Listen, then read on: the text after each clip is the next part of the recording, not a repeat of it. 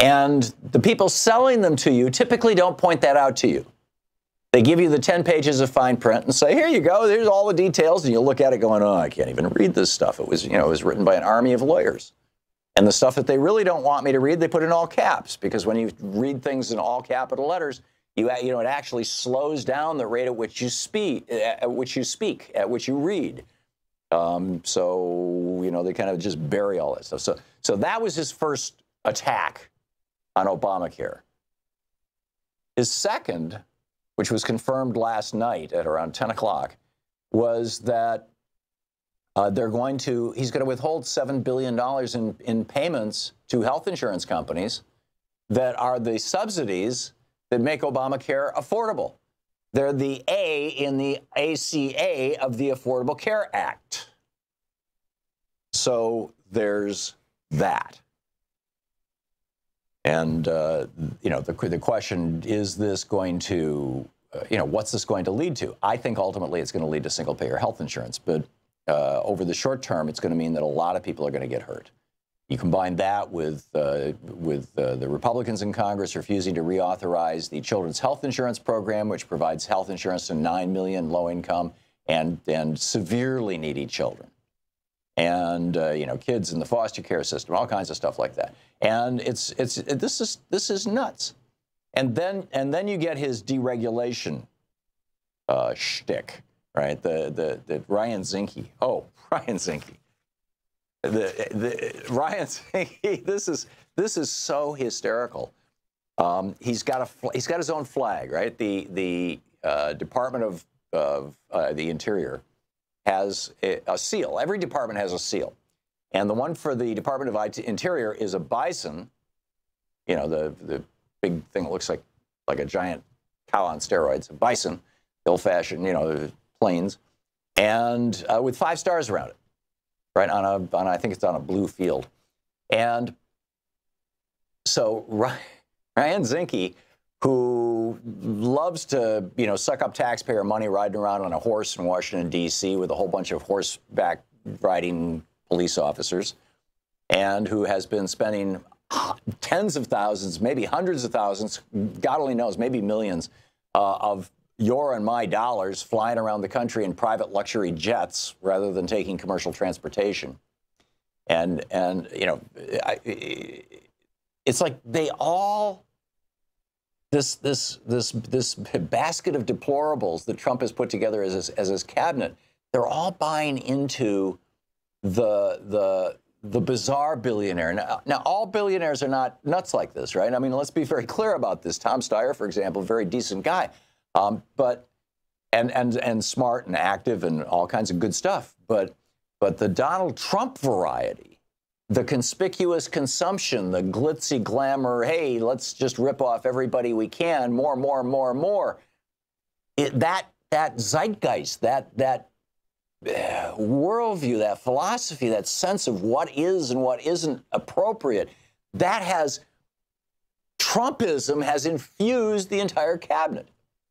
And so what Ryan Zinke has done now is, with your tax dollars, has designated an Interior Department employee to go up to the 7th floor every day as Ryan Zinke is arriving at work, and then climb the stairs up to the top of the building and go out through the fire exit or whatever it is.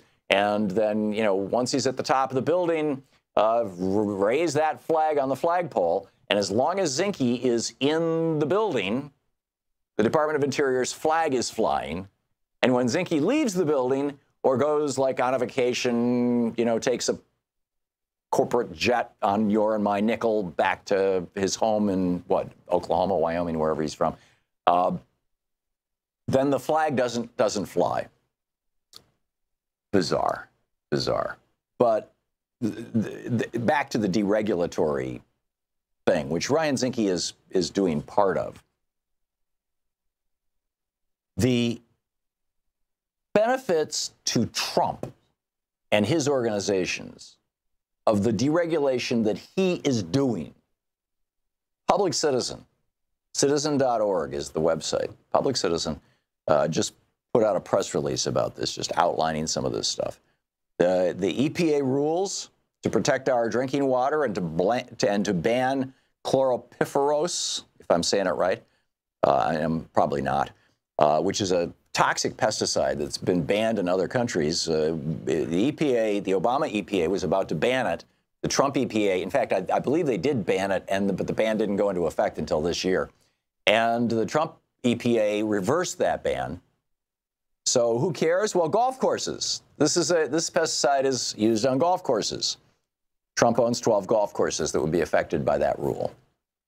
The U.S. Department of Labor has rules to expand overtime pay and strengthen the right of workers employed through staffing firms and contractors. So you can't, instead of screwing your own employees, you hire a subcontractor who screws their employees, and then you don't have the life. Well, you can't do that anymore, except now, Trump is changing those rules, and which is, well, here, the hotel and restaurant owners are among the business interests opposing these rules on the grounds that increasing worker pay will harm businesses' bottom lines and lead to increased restrictions on workers.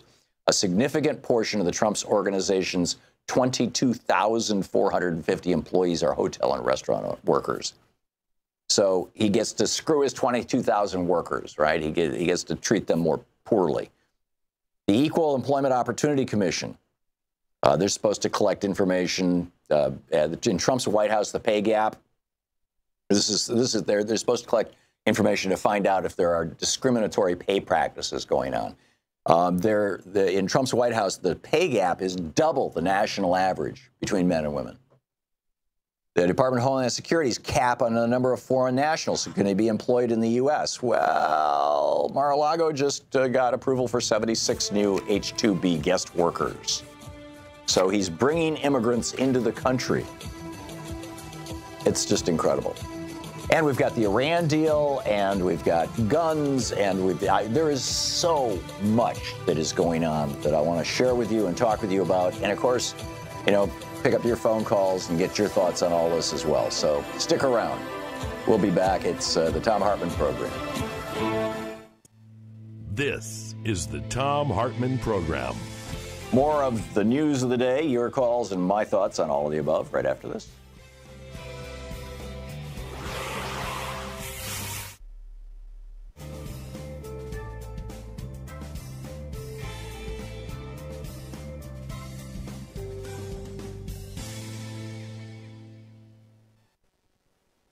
And welcome back. Let's see here. Jesse in Miami. Hey, Jesse, what's on your mind today? Thanks for watching Free Speech TV. Hey, hi, Tom. So many things like you say, but one of the basic things I was thinking of with so much going on is the fear that's out there. And when Roosevelt gave that speech, there was a lot going on then about we have nothing to fear but fear itself. What do you think he was talking about when he said we have fear to fear itself, and how that was so calming, calming the country from what it was going through then? What kind of effect would it have today with so much going on? Yeah. Well, when FDR said we have nothing to fear but fear itself, he said that in 1933, in March of 1933, when he was at his first inaugural, right? That was part of his first inaugural address. And he was coming into office, literally the week that he came into office, every bank in America failed. The country was in a crisis. We were at about 30% unemployment. The economy for 3 years under Republican Herbert Hoover had absolutely collapsed. And Hoover's philosophy was it's not the job of the government to help the average worker, to help businesses, to help the economy, the job of the government is to run the army, right? Classic Republican, almost libertarian perspective. And it just destroyed the country, through the Harding, Coolidge, and Hoover administrations. And so when FDR came into office, people were panicking. I mean, suicides were happening all over the country. There was literally starvation going on in parts of the United States. Elderly people were freezing to death in the winter and dying in the summer of heat stroke. I mean, it was just, the country was in the most extreme crisis since the Civil War 80 years prior. As it seems, every 80 years we have some crisis like this. And, 80 years before the Civil War was the Revolutionary War. And so what FDR was trying to say was, don't worry, I've got this, which essentially, Obama said over and over again. So I think that President Obama did a really good job of not using the exact same words, but saying essentially, we have nothing to fear but fear itself. In other words, we can handle this. Let's not get hysterical here. Let's not have a panic attack. Let's just, get things done. But Trump could not say that. Trump's whole thing is fear. I mean, that's what Trump peddles is fear. In fact, I would submit to you, Jesse, that the entire basis of the Republican Party, the entire sales pitch to the American public on which they got elected and everything else is we're going to tear down everything the Democrats have done. Not just everything the Democrats have done for the last 8 years under Obama, but everything the Democrats have done since 1933, when FDR said we have nothing to fear but fear itself. And that's what, that's my take on that, Jesse. So I would say to people, don't be afraid. Get active instead. People call in all the time and they say, I'm freaked out. What do I do? Say, show up at your local Democratic Party meeting and help us take back this country. Help us make a government that works. But does that make sense, Jesse? Did I answer your question? Yeah, it does. Yeah. Okay, but cool. The thing is that it's not answering is what is the fear? Now you said. Yeah, well, now the fear is, I think we're afraid of Trump himself. I don't think anybody was afraid of Roosevelt. Maybe the fat cats were. Jesse, thanks for the call. We'll be right back.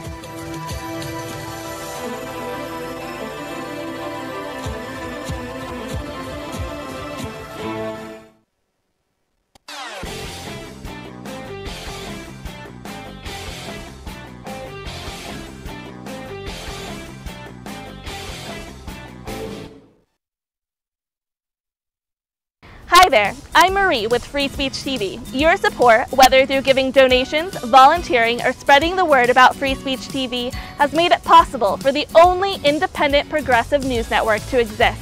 And for that, I want to say thank you. Now you can give to the network powered by the people by donating an unwanted or used vehicle through our Vehicles of Change program. If you have an old car, RV, or even a motorcycle, Free Speech TV can use it to grow and thrive. You can make a bigger difference in supporting Free Speech TV by giving an old car. It's a great way to support the network without having to dig into your bank account. Just call 877-378-8669 and ask for more information about Vehicles of Change. Again, the number to call is 877-378-8669. If it has a VIN, we'll take it in. Thank you.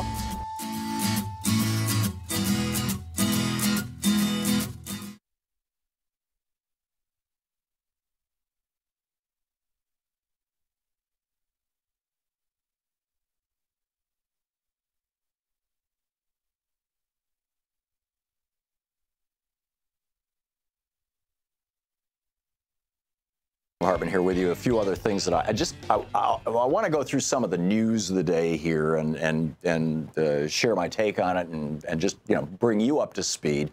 And then we've got a full board of calls right now. I'll be picking up your calls right after that. But this is again from Public Citizen. There was a Facebook page for people who are going to come to Washington, D.C. and protest Trump's inauguration. Now, out of that, almost, I think it was over 1 million people who came to protest Trump's inauguration. There were about 200 who got arrested because about a dozen or maybe a couple of dozen were smashing windows. In fact, it was right down the street from where our studio is and our DC studio.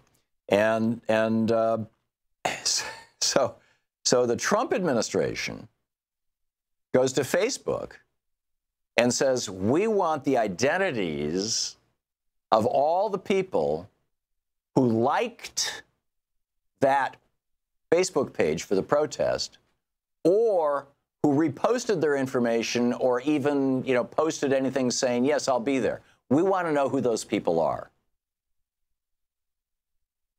And I believe it's a federal court. Yeah. U.S. Department of Justice filed the search warrant as part of a criminal prosecution. Facebook is resisting the warrant. And Judge Robert Moore in the Superior Court of the District of Columbia said that to protect their First Amendment right to speak and read anonymously, essentially, especially against a government that is, quote, increasingly hostile to dissent, he's saying no. Now, I'm predicting this is going to go to the Supreme Court. And I'm predicting that Gorsuch is going to push for the federal government to be able to force Facebook to do these kind of things, which is just, I mean, this is chilling free speech terribly. It's beyond terrible. Here's a joke for the day. I found this over on Democratic Underground this morning. FSOGOL posted it. An elementary age kid just asked, what do Donald Trump and a pumpkin have in common? Answer, they're both hollow, orange, hollow inside, and should be thrown out in November. Yeah. Okay, another thing. This is concerning. Fracking in Pennsylvania, Ohio, and Oklahoma, among other places. I believe that the earthquake we had in Washington, D.C. about 5 years ago was caused by fracking nearby, but I can't point to any specific evidence for that. And I believe that they quit fracking in the area after that earthquake. But in Oklahoma, they've gone from 2 or 3 earthquakes a year to 2 or 3 earthquakes a day. I mean, they're getting hundreds of earthquakes a year. But Pennsylvania, Ohio, and Oklahoma having earthquakes as a result of fracking, it smashes windows and it damages houses. It hurts average people, but it is not like destroying the country or the world.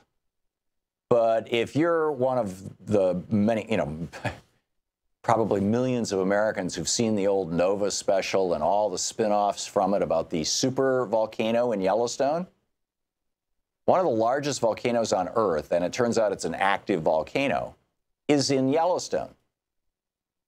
And if it goes, it could be like when the Siberian traps went 250 million years ago in Siberia, pouring out lava that produced the Permian mass extinction. I mean, that would be an extreme worst case scenario, that it would just, destroy most life on Earth. The middle case scenario is that it would basically wipe out everything in the United States from Yellowstone east, assuming that the prevailing winds were continuing to flow from west to east. So, and it would be going north and south. And so all that ash, it would shut down air travel. It would render homes uninhabitable. It would just destroy a large chunk of America. So what's the new brilliant idea from the Trump administration? Oh, let's allow fracking in Yellowstone. Seriously. The Center for Biological Diversity, biologicaldiversity.org, and the Sierra Club, sierraclub.org, this is from EcoWatch, lodged formal complaints with the federal government opposing a massive gas fracking project that spans 220 square miles of public land in Wyoming, just south of Yellowstone National Park. This is crazy. Now the complaint is specifically, they're not talking about the possibility of activating the volcano. That's me saying this. And without specific scientific evidence, just common sense. They're talking about how the fracking will destroy wildlife habitat, worsen ozone pollution, cause childhood asthma, things like that. But I'm saying, really? You want to frack near one of the most dangerous active volcanoes on the planet? Really? You guys crazy? You're listening to the Thom Hartmann Program. Call 202-808-9925. With your calls right after this.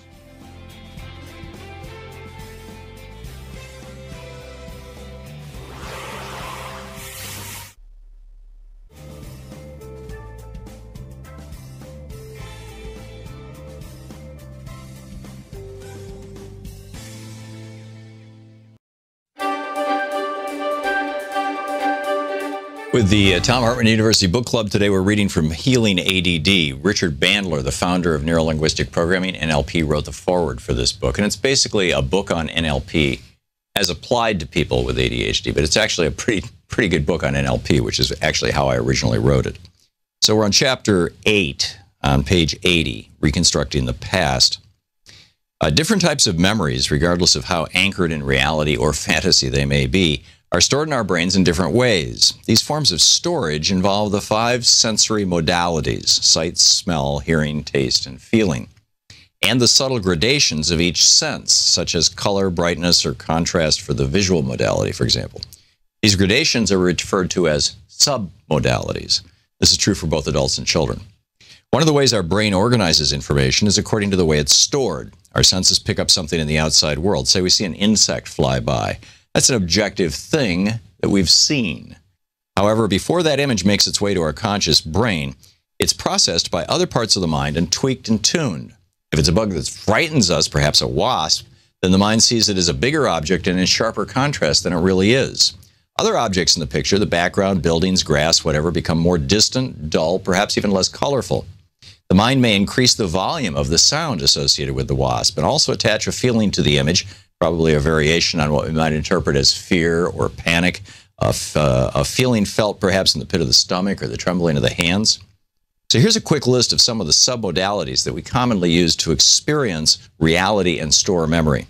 In the visual field, color or black and white. So this is how do you remember things visually? Color or black and white, contrast, size, bordered or not, moving or still, brightness, graininess, distance from us, associated or disassociated. In other words, do we see the scene as we saw it, or do we see ourselves in it? Focus, detail, texture, perspective, dimensionality, is it flat or 3D? Proportion, that's the visual field. In auditory, loudness, tonality, distance, pitch, melody, inflection, location, tempo, duration. Gustatory, salty, sweet, spicy, musty, bitter, familiar, delicate. Olfactory, strong, faint, intermittent, familiar, unique, musty, moist, damp, mildewy. Kinesthetic, the feeling. Hard, soft, cool, warm, sharp, electric, intensity, duration, speed, location. Now here's the amazing part. If you know what modalities and submodalities your mind uses to store a particular type of memory, happy, sad, hopeful, afraid, neutral, whatever kind of memory it is, then you can adjust the memories you have of the past to change their emotional feel. For example, think of something, a memory of something that you did in the recent past, such as brushing your teeth last night. Mentally list the qualities of the submodalities. Your list might look something like mine. I see a still picture in black and white without a lot of contrast or detail. Associated, I see the mirror in the sink, but not myself. No border, 3D, about 2 feet square, about 20 feet away from me. I can hear the sound of the water running and taste the mint of the toothpaste. If I concentrate on it, I can remember, or imagine remembering, the feeling of the toothpaste on my toothbrush on my gum and the smell of the toothpaste. The feelings I associate with the memory are pretty neutral. Boredom might be the best way to describe it. It's something I do every night. Now imagine a control panel just below the image, or wherever you'd like it to be, with levers and dials that you can use to change the various submodalities. Reach out and change a few of the submodalities and see how things change. When I move the picture from black and white to color, I suddenly feel curious and interested in the process of brushing my teeth. It seems fascinating. If I turn up the volume, I become uneasy. As I increase the mint taste, I feel more awake. Nobody knows why this works the way it does. One theory is that the brain stores information holographically rather than digitally, so that the brain sees its own storage capacity as a three-dimensional space. Because we experience the world through our senses, it makes sense that we could organize the mechanism for storing the information about our experience of the world along sensory lines as well. When something is put into a particular space, it acquires the sensory nature of that space, since sensory signals are how we experience the world. So when a memory is put into the boring category in our brain, it becomes, in my case, everybody's different, but it becomes, for me, black and white still pictures and all the other submodalities I described before. When the submodalities are adjusted and the pictures are turned into a color movie, it doesn't just change the memory. It actually causes us to interconnect with or slide to a different storage place, a physical different storage space in my holographic brain. There's also a concept known as a critical submodality. That's the submodality which has the ability to shift others, probably the primary hook into the place in the brain hologram where the memory is stored. As you're going through the various submodalities, changing each one a bit in one way or another, turning up or down the brightness, the volume, you'll notice that there's generally one particular one. It could be anything from volume to contrast to smell to brightness, anything. It causes the entire picture to change and creates a sudden shift in the feelings associated with that memory. That submodality shift is the critical submodality. And once you know what your critical submodalities are, you can do this process much quicker.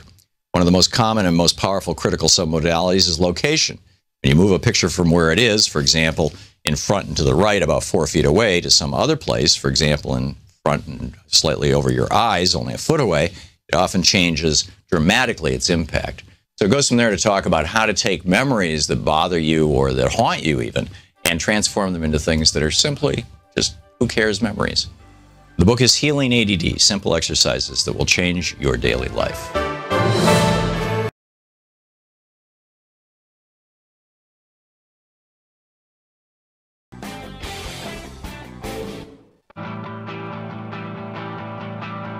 Welcome back. Thom Hartmann here with you. Trump, this is The Hill, Ellen Mitchell writing in The Hill just minutes ago. President Trump will decertify the Iran nuclear deal, but not push Congress to reimpose sanctions on the country, top officials said. So basically, I think he's being too slick by half, and I think this is going to blow up in his face. And here's what he's planning on doing, and then I'm going to pick up your phone calls. But this is serious breaking news. Here's what he's planning on doing. He's going to say, the law says the way that we passed our law here. Now keep in mind, this was a deal that was negotiated with 5 other countries. The Iran deal, and my recollection is it was Germany, France, England, Russia, and China. But I may be off on that. But whatever, it was negotiated with 5 other countries, and Iran. Maybe Iran was the 5th country, not China, but whatever it was. And they're not changing anything that they're doing. And they're not going to. And they're not going to go along with, Trump's, ranting and raving, number one. Number two, his saying, I can't certify this deal, doesn't mean that anything necessarily has to happen. But number three, he's trying to kick this to Congress.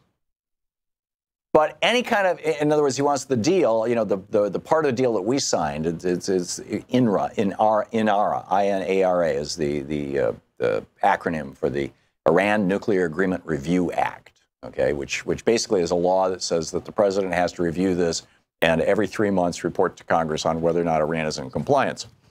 And so Trump is saying, no, I'm not going to say that they're in compliance. I'm not going to say they're out of compliance, but I'm not going to say they're in compliance. And so, Congress, you're going to have to do something. Well, first of all, the head of the Foreign Relations Committee in the Senate, who would be in charge of making that happen, is Bob Corker. Now, Corker, little Corker, right? This is as Trump has been tweeting about him.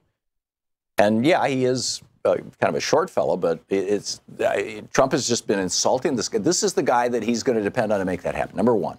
And number two, it's going to take 60 votes in the Senate. And there's no way the Democrats are going to go along with this. This is just another effort by Trump to destroy something that Barack Obama did. It's just that simple. And frankly, just that crass. I mean, that's really what it all comes down to. So, anyhow, George in Chicago. George, what's on your mind today? Hi, Tom. Thanks for taking my call. Earlier in the week, I heard an interesting interview on our local public radio station with some of the contributors to a new anthology that's titled Tales of Two Americas, edited by John Freeman. One of the things they talked about was a psychological experiment, and forgive me for not remembering which institution conducted it.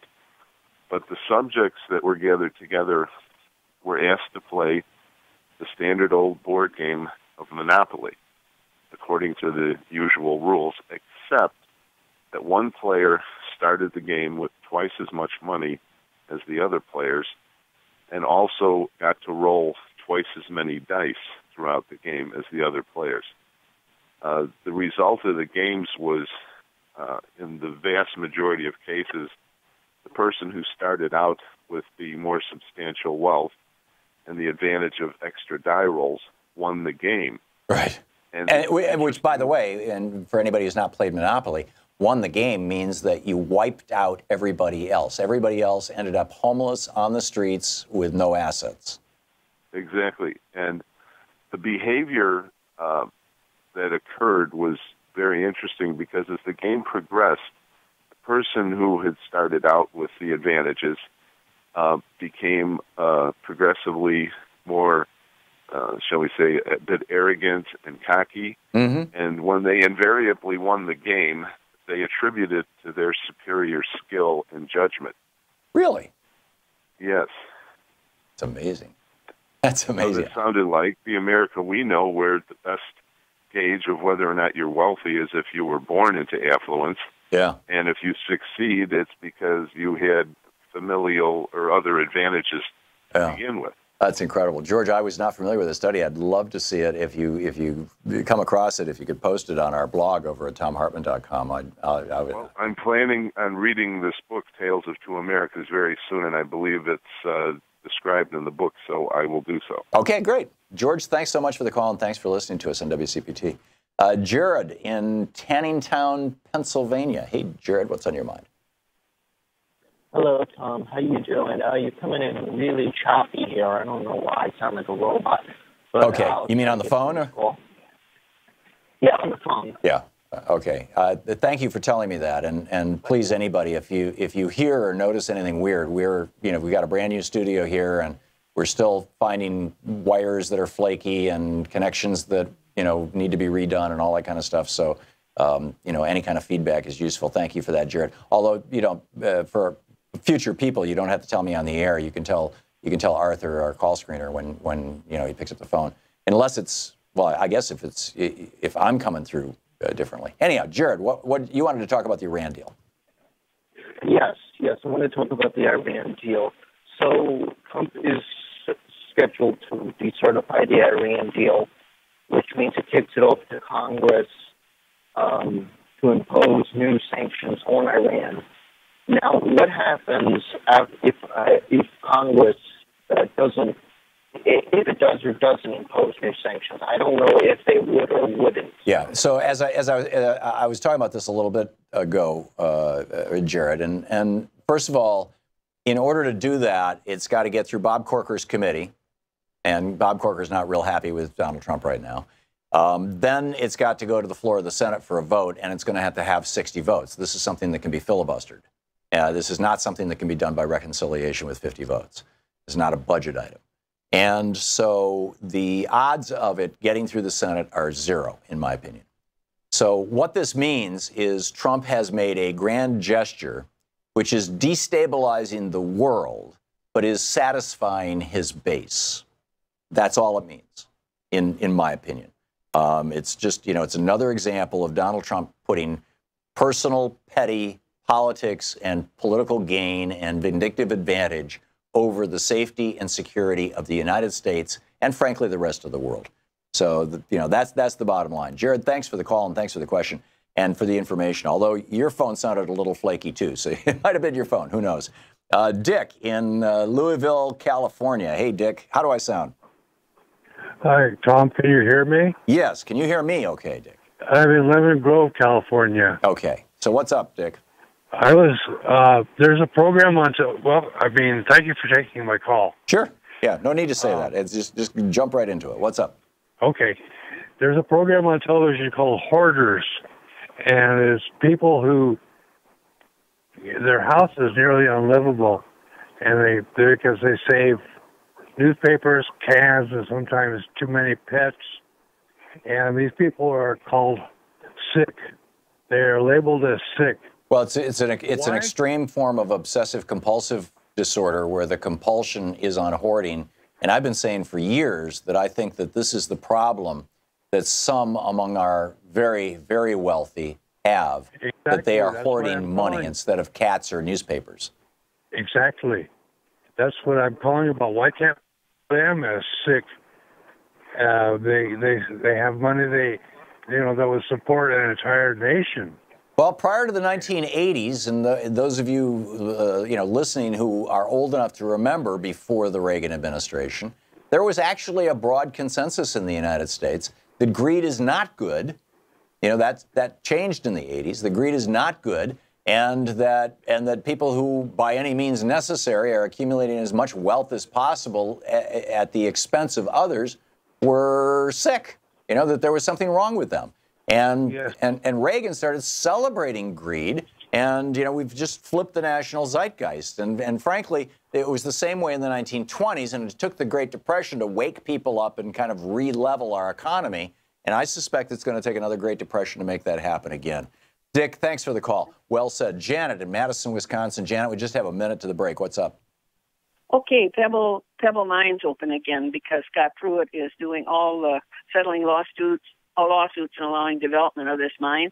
And originally, where is that Robert mine? Redford fought it. It's southwest corner of Alaska. Oh yeah, okay. I know what you're talking about now. We had Shannon Moore on talking about this. A month go through this. Well, it's up by Northern Dynasty coming after it again, and they're talking a pit as deep as the Grand Canyon and 2.5 miles long. Yeah. And it was fought before by Robert Redford, so I sent him $30, and I got this nice little bag I'm looking at, National Resource Defense Council. And then I'd like to say I saw Trump sign this herbicide bill. It's one of the first things he did, and then he handed the pen to the exec from Dow Chemical. So there you are. Seriously? At the signing ceremony where Yes.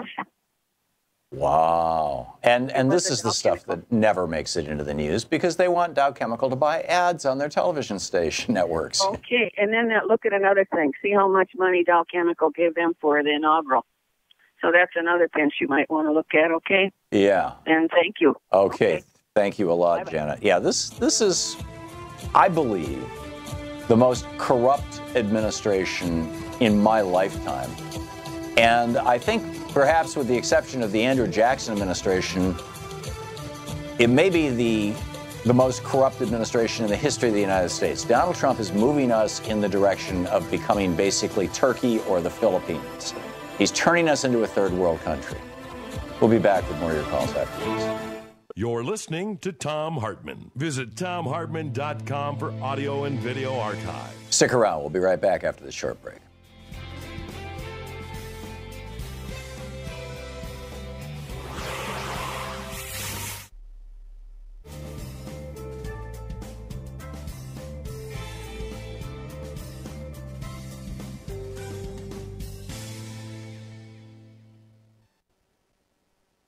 And welcome back. Let's see here. Robert in Greenville, hang on just a second, Robert. There we go. Robert in Greenville, North Carolina. Hey, Robert, thanks for watching Free Speech TV. What's on your mind? Yesterday when John Kelly did the news briefing, and he said, I'm not quitting today. Right. I don't think I'm being fired today. Yeah, I think inserting the word today there was his way of saying, uh-oh. Well, yeah, what I honestly think happened that no one has brought up, I think he was going to quit, and Trump, to keep him, made the deal to hire his assistant for Homeland Security, and at least he got that seat filled with someone decent because Trump was going to pick another fool. That makes so much sense because I've been scratching my head wondering why the executive assistant, to call it a secretary job would be to demean it, and we pretty much don't have those kind of jobs anymore. The old sexist stereotype from the 70s, but I was just wondering why his chief of staff, I guess her title was chief of staff, why his chief of staff would become the head of our largest police agency. And she does have some experience and she does have some background. I'm not saying she's totally unqualified, but there are other people who are much better qualified. But I suspect you're absolutely right, Robert, that there are other people who are terrible, and they're probably gold friends of Jeff Sessions, and you know, to put them in charge of the Department of Homeland Security would be a disaster. And so the good general said to Trump, or Trump said to the good general, if you don't quit, that makes so much sense, Robert. I think you've nailed it. That's a good one. Robert, thanks for the call. Thanks for the idea. That's fantastic. Karen, it's not fantastic, but it's an interesting take on the news. Karen in New Hampshire. Hey, Karen, what's on your mind? General said to Trump. Karen? Or Trump said Oh, to Karen, general. you've got to listen to your telephone, not your radio. Let's see here. Ronald in Florida. Hey, Ronald, what's on your mind?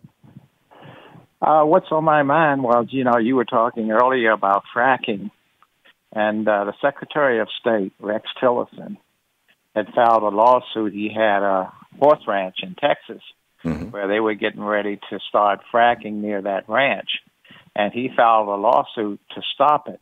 Yet it seems to be okay for them to destroy the water everywhere else. Yeah, that was a couple of years ago. I wanted to talk about. The other was the people in Puerto Rico. When I was drafted in the 60s, they drafted people from the Virgin Islands as well.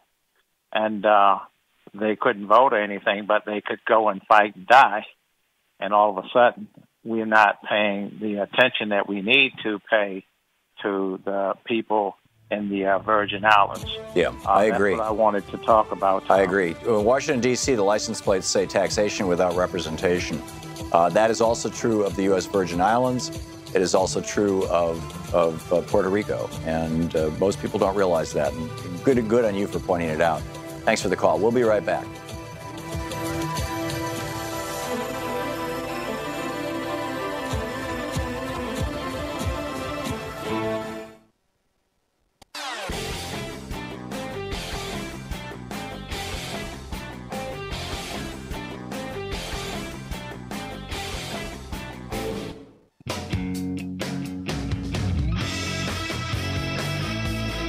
Welcome back. Thom Hartmann here with you, and Steve in Harrisburg, Pennsylvania. Hey, Steve, what's on your mind?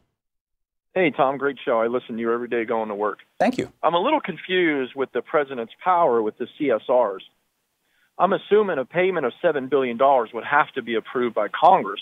It How can already the president was. just say, I'm not doing it? Yeah, no, well, that's exactly what's happening. The payment was already authorized by Congress. It's part of the Affordable Care Act. But when Congress does not have the ability to write a check.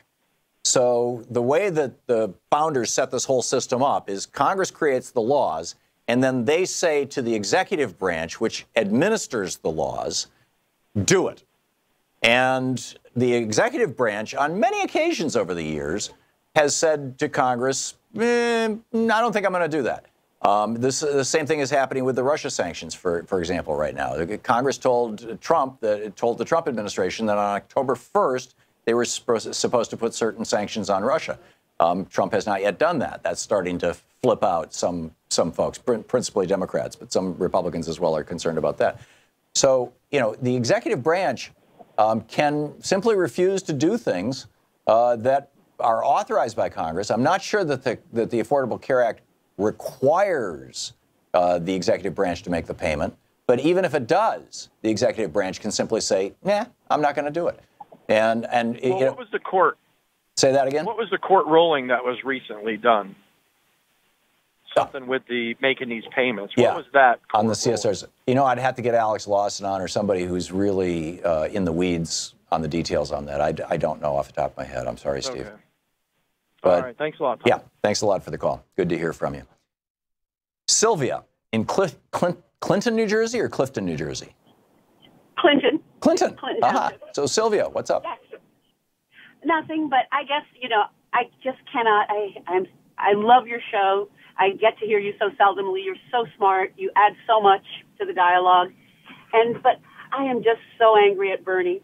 Whenever this president does one more egregious, punch to the gut, it's just, oh my God, his demand for, purity just destroyed us. And everybody's Sylvia, I completely disagree with you. I think that Bernie Sanders revitalized the Democratic Party, brought a lot of people to the table, and Bernie campaigned his heart out for Hillary Clinton. Bernie went all over it, literally every day for months. Bernie was in a different city campaigning for Hillary Clinton. He campaigned with Hillary Clinton. He asked the people who were his followers to campaign for Hillary Clinton. And I had supported Bernie right up until the end of the primary when Bernie lost that primary to Hillary. And Bernie said, hey, if you support me, support Hillary now. And I supported Hillary Clinton to the point, from that point forward and until the election, and did so enthusiastically. I thought she'd make a good president. I thought Bernie would have made a better president, but I thought they'd both make great presidents, to the point where, I published a piece on Alternet over the weekend, and some troll comes on and starts trashing me for having said back in the day, hey, I like them both. As if, how dare you like Hillary Clinton? I mean, that was not Bernie Sanders. There are some people out there who are behaving like that, and I'm not even sure they're Democrats.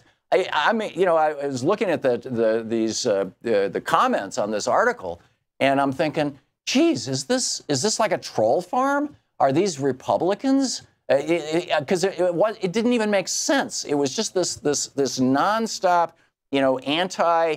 In this case, when it happens on Alternet, it's anti-Hillary hysteria. When I publish something over at Democratic Underground, it becomes anti-Bernie hysteria. And I'm increasingly thinking these people are not even Democrats, because they're completely reinventing what happened. It's just, and A. And B, as I've said many times on this program, I'm not going to relitigate the primary, period. And so, enough of that. Anyhow, Hobart in Burlington, I'm not sure what state it is, Hobart.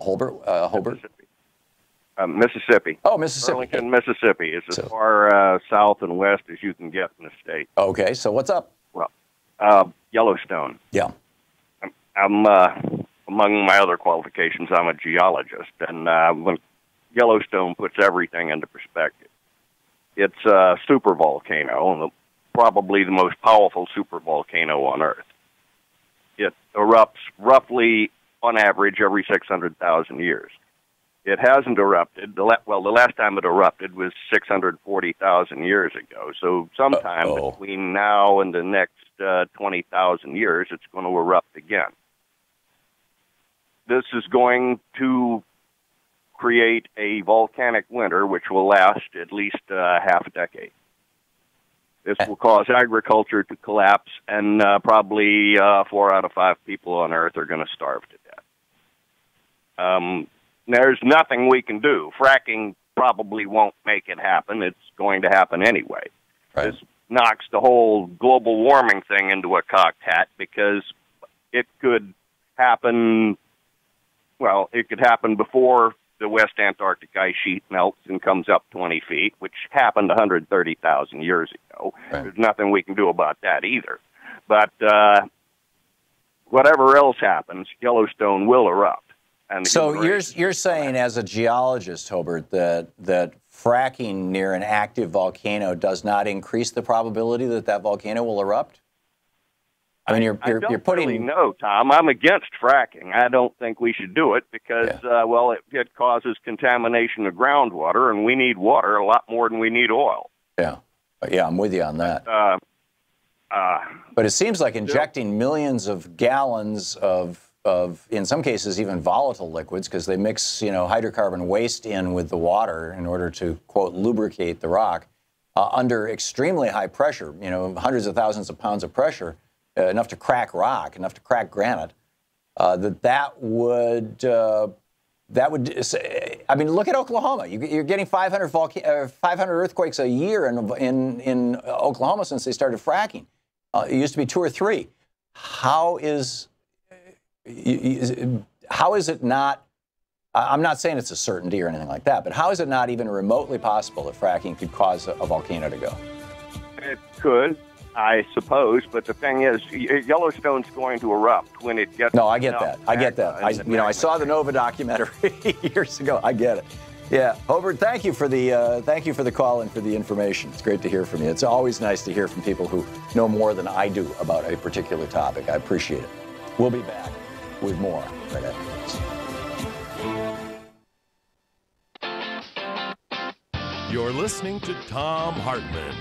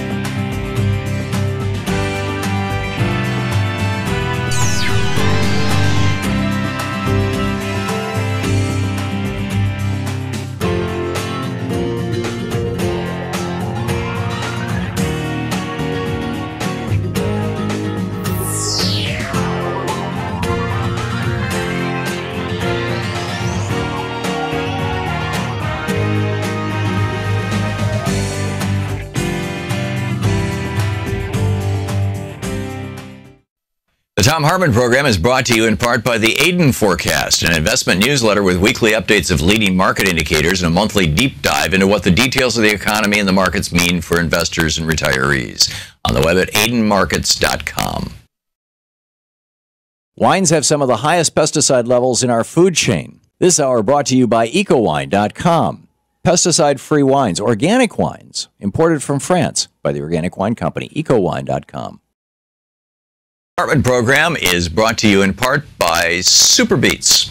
Super Beets are sourced from non-GMO beets, and they're packed with dietary nitrates, helping to produce nitric oxide for more energy, stamina, and support for healthy blood pressure levels naturally. For more information, call 800-223-8242 or visit tomsbeets.com.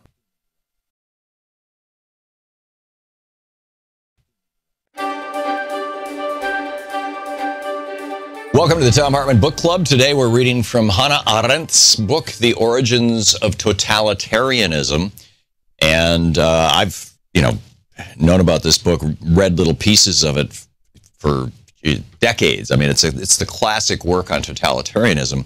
It's long and there's a lot of words in it, but for this moment, Elliot Lustig was tweeting recently about Donald Trump. This is back when Donald Trump was talking about 3 to 5 million illegal immigrants voting, right? And he said, Hannah Arendt, in her book, The Origin of Totalitarianism, provides a helpful guide for interpreting the language of fascists.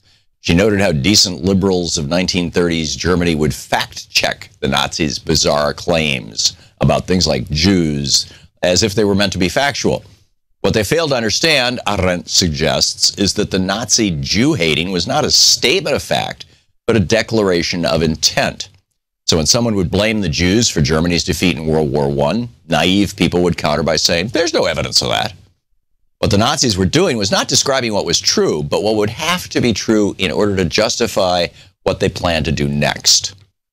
So did 3 million illegals cast vote in the election? Clearly not, but fact-checking is just a way of playing along with their game. What Trump is saying is not that 3 million illegals voted. What he's saying is, I'm going to steal the voting rights of millions of Americans. So that's kind of a contemporary frame for this book. So let's read from the book itself. Here, this is from page 348. And she's talking about totalitarian movements and how they use propaganda, how they communicate with the public, and the difference between terror and propaganda, the kind of terror that they can inculcate by just kind of randomly arresting people. Pretty much everybody's committed some kind of crime at some point, right? Arresting people, and on the one hand, that's the terror, or convincing the people. These totalitarian movements use socialism and racism by emptying them of their utilitarian content, the interests of a class or a nation. The form of infallible protection in which these concepts were presented has become more important than their content. The chief qualification of a mass leader has become unending infallibility. He can never admit an error.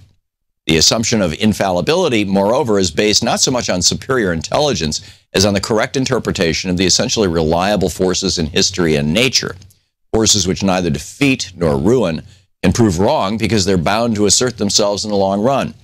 Mass leaders in power have one concern which overrides all utilitarian consideration: to make their predictions come true. The Nazis did not hesitate to use, at the end of the war, the concentrated force of their still intact organization to bring about as complete a destruction of Germany as possible, in order to make true their prediction that the German people would be ruined in case of defeat. The propaganda effect of infallibility, the striking success of posing as a mere interpreting agent of predictable forces, has encouraged in totalitarian dictators the habit of announcing their political intentions in the form of prophecy. The most famous example is Hitler's announcement to the German Reichstag in January 1939, quote, "I want today once again to make a prophecy. In case the Jewish financiers succeed one more in hurling the people into a world war, the result will be the annihilation of the Jewish race in Europe." End of quote. Translated into non-totalitarian language, this means, I intend to make war and I intend to kill the Jews of Europe. Similarly, Stalin, in the great speech before the Central Committee of the Communist Party in 1930, in which he prepared the physical liquidation of intra-party right and left deviationists, described them as representatives of dying classes. This definition not only gave the argument its specific sharpness, but also announced in totalitarian style the physical destruction of those whose dying out had just been prophesied. In both instances, the same objective is accomplished. The liquidation is fitted into a historical process in which man not only suffers, or does or suffers what, according to some immutable law, is bound to happen anyway. As soon as the execution of the victims has been carried out, the prophecy becomes a retrospective alibi. Nothing happened but what has already been predicted. It does not matter whether the laws of history spell the doom of the classes and their representatives, or whether the laws of nature exterminate all those elements, democracies, Jews, Eastern subhumans, the Untermenschen, or the incurably sick. They are not fit to live anyway. Incidentally, Hitler, too, spoke of dying classes that ought to be, quote, eliminated without much ado, end quote. This method, like other totalitarian propaganda methods, is foolproof only after the movements have seized power. Then all debate about the truth or falsity of a totalitarian dictator's prediction is as weird as arguing with a potential murderer about whether his future victim is dead or alive, since by killing the person in question, the murderer can provide prompt proof of the correctness of his statement. The only valid argument under such conditions is promptly to rescue the person whose death has been predicted.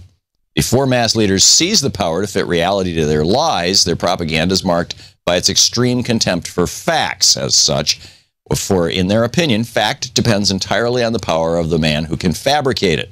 The assertion that the Moscow subway is the only one in the world is a lie only so long as the Bolsheviks have not the power to destroy all the others. In other words, the method of infallible prediction, more than any other totalitarian propaganda device, works. In the book, Hannah Arendt, The Origins of Totalitarianism.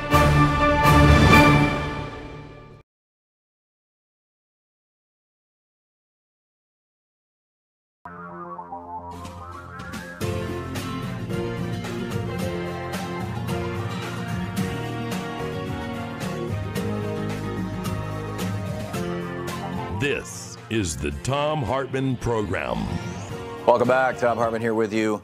Sinclair Broadcasting, a conservative, I believe, privately owned corporation. I don't think they're publicly traded. But in any case, a company that owns a bunch of television stations. They want to take their ownership of television stations up to something in the neighborhood of 70%, or reaching 70% of the American public.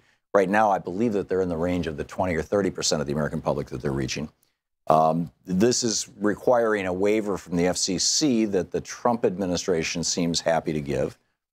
And, we'll see, or whether it's the FCC, it may even be that there are, that it also or instead requires a waiver from whichever agency is in charge of enforcing the Sherman Act, but I believe that this is just FCC. But in any case, there are 174 stations currently owned by Sinclair. And this acquisition of Tribune Media that's currently pending would add 42 stations, which would allow them to reach 87.3 million homes.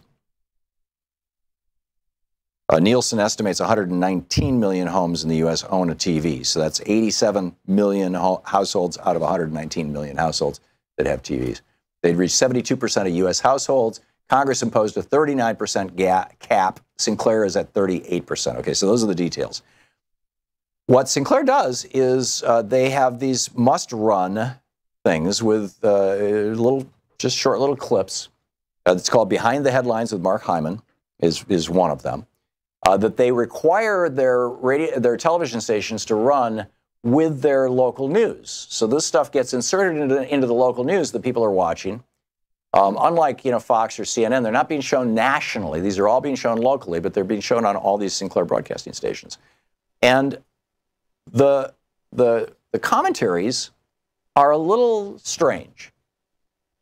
America is aging right now. The boomer generation, the baby boomers, is this huge demographic bulge. After the Civil War, after World War II, in both cases, you had the equivalent of a baby boom generation. You had, soldiers coming home from war and, getting enthusiastic with their wives and girlfriends, and suddenly there's lots and lots of babies. And those babies are now in their 60s, 70s, and 80s, and they're dying. So, as you would expect, there was a huge surge in the American birth rate in the late 1940s, early 1950s, well, throughout the 50s.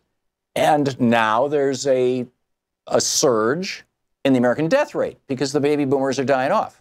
I mean, it's really that simple, right? It's got nothing to do with healthcare systems, Affordable Care Act, Trumpism, Obamaism, anything. This is just, common sense would tell you that, right?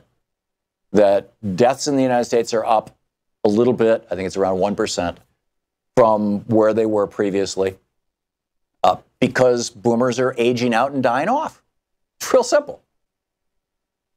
But check out this. This is a commentary that is run on all these Sinclair broadcasting stations. Check this out. Just listen to this. We have the greatest health care in the world. To suggest people are turned away from life-saving treatment over their ability to pay is just not true. Health insurance, or okay, can you pause that for a second?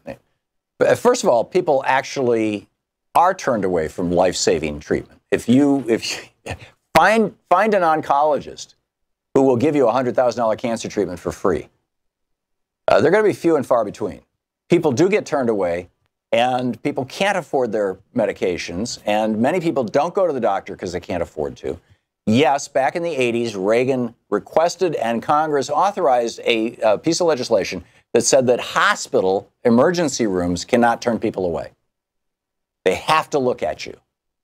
But they don't have to treat you if you're not in a crisis. You come into a hospital emergency room and say, hey, I think I've got a lump in my breast, and then they'll check you out and they'll say, yep, that's a lump in your breast. You really need to go have that biopsied. Good luck. We don't do biopsies in the ER. And then you have to go find a doctor, and if you don't have insurance, you can't pay for it. So the first statement is not quite altogether there. But anyhow, he continues. Make us healthier? No.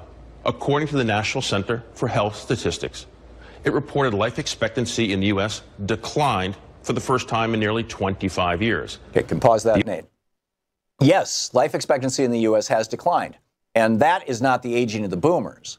That seems to be associated with the opioid epidemic, which seems to be associated, now one of the leading causes of death in the United States, you have two major leading causes of death that are on the increase over the last few decades: gun deaths, particularly suicides, and opiate overdoses. In addition to that, Americans are, over the last 20, 30 years, since there was this massive consolidation in our food industry, particularly the fast food industry, what we're seeing is that Americans are getting more obese. There's the frequency and severity of obesity has exploded in my lifetime. When I was a kid in elementary school in the 1950s, I don't remember even one obese kid in the entire school. There were a couple of kids who were stocky, but I'm not talking obese. Whereas now it's like, among 10-year-olds, you've got a consequential percentage. So you've got all these diseases associated with basically the destruction of our food supply, in my opinion, that are actually driving up death rates. We know this. This, again, has nothing to do with Obamacare. This has to do with, what are sometimes referred to as lifestyle factors. I would refer to as, the production of junk food, bad for you food that is then marketed like crazy, and I'm not just talking about the place you drive through. I'm, even the stuff in the supermarkets. But anyhow, Mr. Hyman continues. With Obamacare in place, more Americans are dying than ever before. But it does prove Obamacare isn't making Americans healthier. The world witnessed how powerful bureaucrats can be when Britain's National Health Service initiated steps to block a family from spending private to treat their ailing son. But that couldn't happen here, right?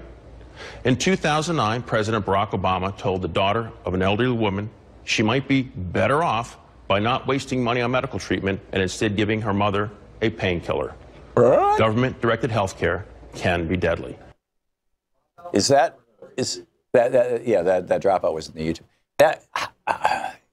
First of all, I have no recollection of Obama telling a woman that she should give her mother a painkiller rather than get. I mean, this is without knowing what he's talking about. I have no idea what he's talking about. Well, let's just continue the thing. Oh, that's it.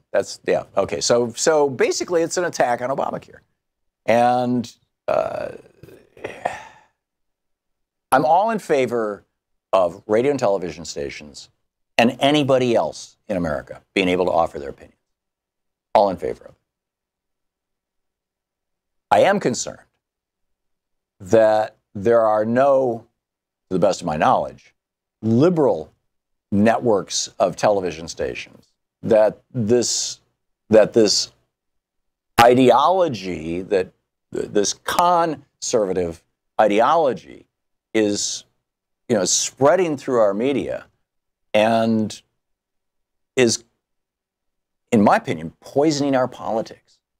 To take statistics that have nothing to do with Obamacare and say, therefore, Obamacare is no good, essentially, is just wrong.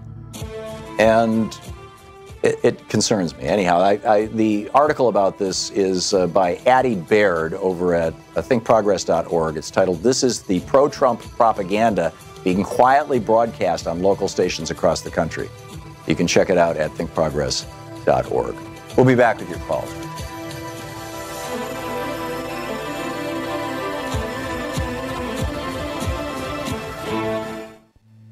This is the Thom Hartmann Program. Back with your calls in just a second.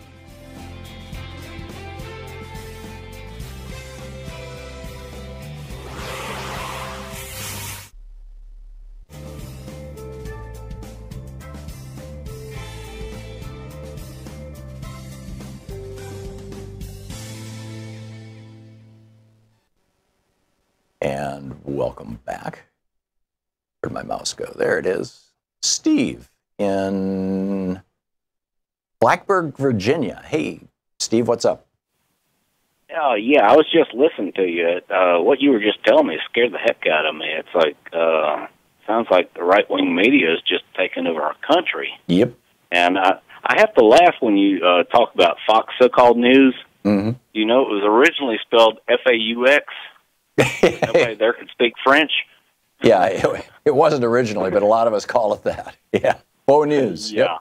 Well, the fake news is basically coming from the right wing. But I'm really worried about our voting rights nowadays. Mm. And, man, you had an all-star team yesterday. You had Representative Poland, Greg Palast, and Dr. Wolf. And it's like, I loved it. It couldn't have been better. Thank you.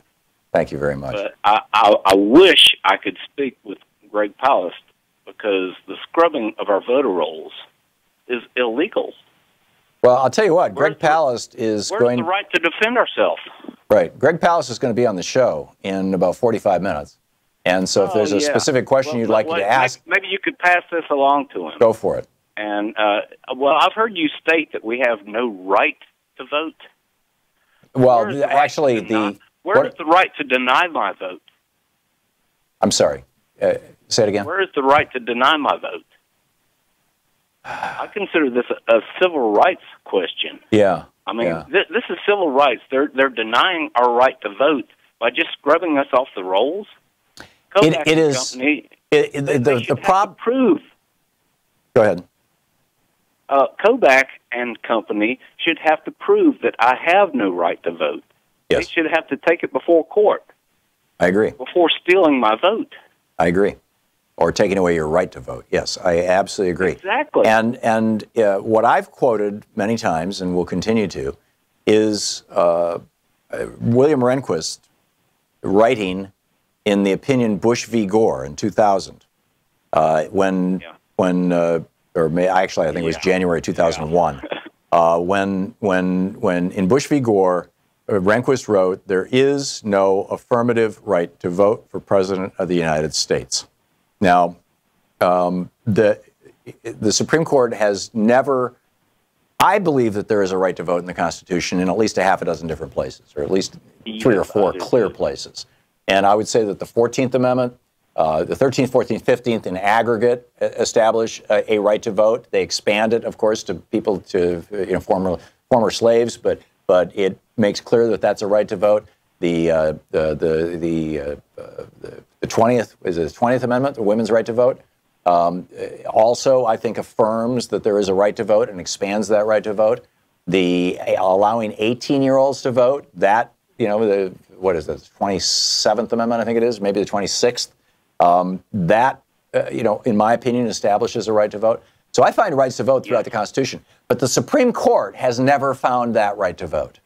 And as long as the Supreme Court continues to say that there is not an affirmative right to vote in the United States, then Congress has to act with things like the Voting Rights Act, which the Supreme Court actually, took a piece out of. And this Congress certainly is not going to pass an affirmative right to vote. So the reality is right now, legally in the United States, we can forget about politically or morally what we may think. Legally in the United States, the right to vote is subject to the whims of the executive branch, apparently, and the states. Steve, thanks for the call.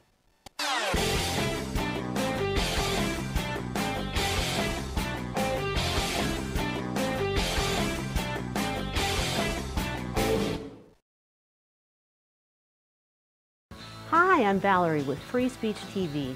We're proud to provide you with independent, unfiltered news and documentaries. And as our valued viewer, you can help us continue bringing Free Speech TV well into the future. Join our Pearly Gate Rebels, our planned giving program. Your gift of any size will help ensure democracy endures through an informed citizenry. You can donate property, money, or assets. It's easy. My spouse and I are proud Pearly Gate Rebels. We're doing our part to ensure that Free Speech TV will be here to deliver thought-provoking news and information well into the future. Join us. Call 877-378-8669 or email me at valerie@freespeech.org. Rebel against media owned by billionaires and become one of our Pearly Gate Rebels today.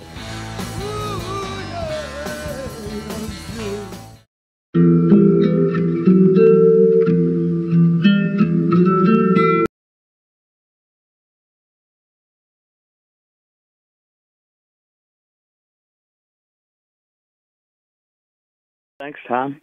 The idea is, I'm not sure if you can call it gun regulation. It may seem like gun reorganization.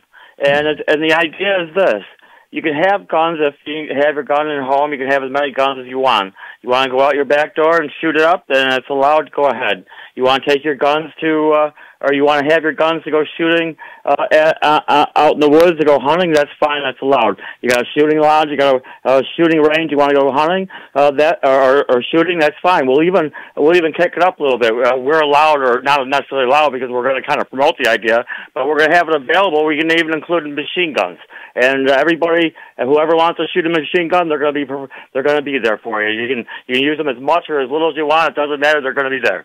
And the whole idea wraps around this idea, and it's this: no guns in public spaces. And how do you achieve that? Well, as soon as you walk out the front door to go out all those activities other than your back door and shoot up the place, you have to hire a company to transport the gun from your front door to wherever you're going to go using the weapon. And that way, your inherent liability when you purchase a gun does not transfer over to me. Because if you never had the gun, I would never die from a gunshot wound. So my liability, my inherent liability is increased a lot. And that way, you keep me safe, and you can enjoy as much gun shooting as you want. The only thing is, during you can either take your gun to the range or shoot it wherever you want to go, or we'll even provide as much as you want once you get there. The only thing is, you have to hire a company to transport the weapon. I got it. You're getting redundant. I got it, Dave. It's an interesting idea, and thanks for suggesting it. First of all, I think one of the points that you were making indirectly is probably a good one. The phrase gun control has been so contaminated by the NRA and by the right that Democrats, instead of talking about gun control, should probably start talking about gun regulation. Although the word regulation has also been trashed by the right. So maybe protection from gun violence or something, something like that. Number one. Number two, my take on this has been for years, and I've said this many, many times, and in fact, I've even had conservatives agree with me on this, some, is that we should regulate guns. There's nothing in the Constitution that prevents the regulation of guns. In fact, the Second Amendment is one of the few places in the Constitution where you find the word regulation, right? A well-regulated militia. So that we should regulate guns the same way we regulate cars. That you register, that they are given a serial number at manufacture, and that there is a constant chain of ownership. In other words, there's a title, just like your title to your car. There's a title that's associated with the gun, so you always know who owns that gun. Number one. Number two, if you're going to use it, you need to have a license. Just like if you're going to drive a car, you need to have a license. And that license means that you have to do two things, just like with your car. Number one, you have to take a written test, prove that you know the laws and what safety is and how it works and all those kind of things. And number two, that you understand, where and when and how and all that kind of stuff. But the second part of the test would be demonstrating proficiency. You go on a gun range and you show that you actually know how to load a weapon, how to unload a weapon, how to put a trigger lock on a weapon, how to fire a weapon, that you actually know how to do those things. And then number three is you have liability insurance. Just like with your car, you have to have liability insurance. I think it's crazy that 500 plus people, over 500 people were shot and wounded in Las Vegas by this shooter. If those 500 people had been hit by drunk drivers, Geico and Allstate and Liberty and all these car insurance companies would be writing huge checks to the people who, the $1 million checks to the people who are killed, and they'd be covering the hospital bills of the people who are in the hospital. But instead, the people who are in the hospital, the people who are dead, the people with no compensation, and their families are having to pay for their burials and deal with the loss of income and everything else. And the people who are in the hospital are having to pay their own hospital bills. And that's going to vary from person to person, what kind of insurance they have, whether they have insurance or not, all these kind of things. And it's a disaster for many people. So whereas if those 500 people had been hit by a drunk driver, Geico would be paying the bill. So, I've been saying this for years. The one pushback that I've heard that seems to make sense, and somebody took me on about this on Twitter, I don't know, a week or so ago, was, okay, cars, you say cars have to be regulated like this, but if I never take my car off my own property, I don't need a driver's license. I can drive a car on my own property without a driver's license. And I don't need liability insurance. I can drive a car on my own property without liability insurance. You do have to have the title, So, he thought that was, ta-da, this is where your argument falls apart. If I'm just going to keep my gun in my own home, what's the big deal? Well, the difference is that if you don't, you have to intend to drive your car off your property. There is almost nobody in America who has such a large home or estate that if they go out in their backyard and hold a gun horizontal to the earth and shoot it, that bullet is not going to leave their property. So you can't say it's just on my property, right? You're going to punch a hole through your neighbor's wall and possibly into their bed. And as happens in neighborhoods where there's frequent shootings. So this is my solution, and I think it's a good one, and I think it's a common sense one, and I think it's one that should be nonpartisan. I mean, this is, you know, the insurance part of it is actually a so-called free market solution. Anyhow, more of your calls right after this. You're listening to the Thom Hartmann Program. Call 202-808-9925. Back with more of the program in just a moment.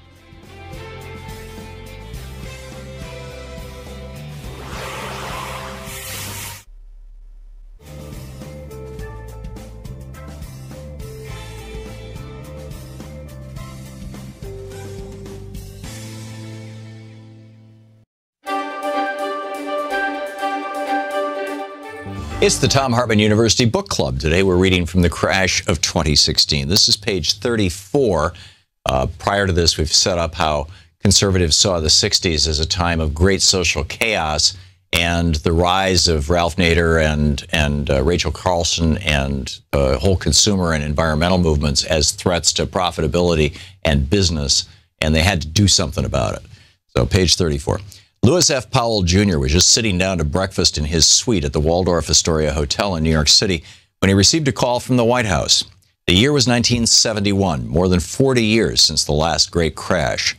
The 60s had ended and the Vietnam War had destroyed the Democratic Party, leaving Richard Nixon as President of the United States. And Nixon needed a favor. A thin, ascetic man with wispy hair and fragile features, Lewis Powell had ancestral roots in America's first European settlement, Jamestown, and a lifetime of participation in the law. He deeply loved his Richmond, Virginia home and the law practice he had there, which mostly consisted of defending corporate interests and wealthy Southern white men.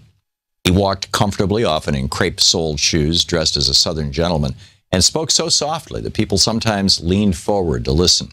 But when he spoke, his words were precise, well-measured, and carefully considered. He was one of the most brilliant jurists of his day, and so it's no surprise that the Nixon White House was considering him for a seat on the Supreme Court, a job he turned down at first. But then when Nixon called him again at the Waldorf Astoria, he reluctantly accepted. As a Supreme Court justice, Lewis Powell was very much the moderate, and his legacy on the high court would reflect his balanced and authentic interpretation of the rule of law in America. However, just a few months before he was nominated by Nixon, Powell had written a memo to his good friend Eugene Sindor Jr., the director of the United States Chamber of Commerce at the time. And Powell's most indelible mark on our nation was not to be his 15-year tenure as a Supreme Court justice, but instead that memo, which served as a declaration of war, a war by the economic royalists against both democracy and what they saw as an overgrown middle class. It would be a final war, a bella omnium contra omnis, against everything the New Deal and the Great Society had accomplished. It wasn't until September 1972, 10 months after the Senate confirmed Powell, that the public first found out about the Powell memo. The actual document had the word confidential stamped on it, a sign that Powell himself hoped it would never see daylight outside of the rarefied circles of his rich friends. By then, however, it had already found its way to the desks of CEOs all across the nation and was, with millions in corporate and billionaire money, already being turned into real actions, policies, and institutions. During its investigation into Powell as part of the nomination process, the FBI never found the memo, but investigative journalist Jack Anderson did, and he exposed it in a September 28, 1972 column titled, "Powell's Lessons to Business Aired." Anderson wrote, shortly before his appointment to the Supreme Court, Justice Lewis F. Powell Jr. urged business leaders in a confidential memo to use the courts as a social, economic, and political instrument. Pointing out that the memo wasn't discovered until after Powell was confirmed by the Senate, Anderson wrote, "Senators never got a chance to ask Powell whether he might use his position on the Supreme Court to put his ideas into practice and to influence the court on behalf of business interests." This was an explosive charge being leveled at the nation's rookie Supreme Court justice, a man entrusted with interpreting our nation's laws with absolute impartiality. But Jack Anderson was no stranger to taking on American authority and no stranger to the consequences of his journalism. He'd exposed scandals from the Truman, Eisenhower, Nixon, and later the Reagan administrations. He was a true investigative journalist. In his report on the memo, Anderson wrote, Powell recommended a militant political action program ranging from the courts to the campuses. Powell's memo was both a direct response to Roosevelt's battle cry decades earlier and a response to the tumult of the 1960s. He wrote, quote, "No thoughtful person can question that the American economic system is under broad attack," end quote. When Sindor and the Chamber received the Powell memo, corporations were growing tired of their second-class status in America. Even though the previous 40 years had been a time of great growth and strength for the American economy and America's middle-class workers, and a time of sure and steady increases in profits for corporations, CEOs felt something was missing. If they could only find a way to wiggle back into the people's minds who were just beginning to forget the Royalists' previous exploits in the 1920s that had crashed our economy, then they could get their tax cuts back. They could trash the burdensome regulations that were keeping the air we breathe, the water we drink, and the food we eat safe. And the banksters among them could inflate another massive economic bubble to make themselves all mind-bogglingly rich. It could, if done right, be a return to the roaring 20s. But how could they do this? How could they convince Americans to take another shot at what was widely considered a dangerous free market ideology and economic framework, and that Americans once knew preceded every great crash and war? But Lewis Powell had an answer, and he reached out to the Chamber of Commerce, the hub of corporate power in America, with a strategy. As Powell wrote, strength lies in organization, in careful long-range planning and implementation, in consistency of action over an indefinite period of years, in the scale of financing available only through joint effort, and in the political power available only through unified action and national organizations. Thus, Powell said, the role of the National Chamber of Commerce is therefore vital. And out of the Powell memo came all these think tanks and judicial programs, college campus programs. He reshaped America, and it led directly to the Buckley versus Vallejo decision.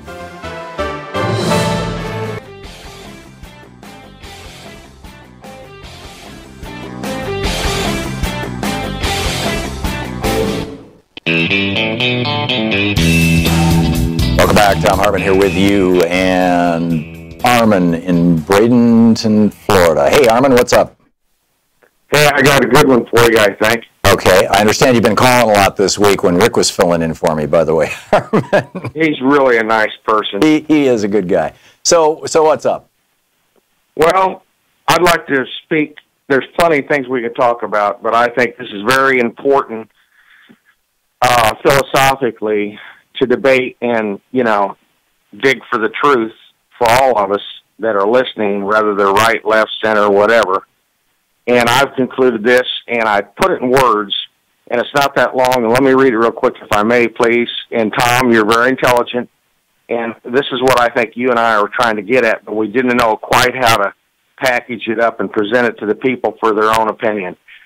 And here it is. When so-called libertarian philosophy and principles are deliberately by design adopted and integrated into the platform of the current day predatory capitalists, what you have in effect is fascism on steroids, which inevitably will lead to contemporary corporate feudalism sooner rather than later. And I think that's what Trump and his cadre of gangsters are ensuing this.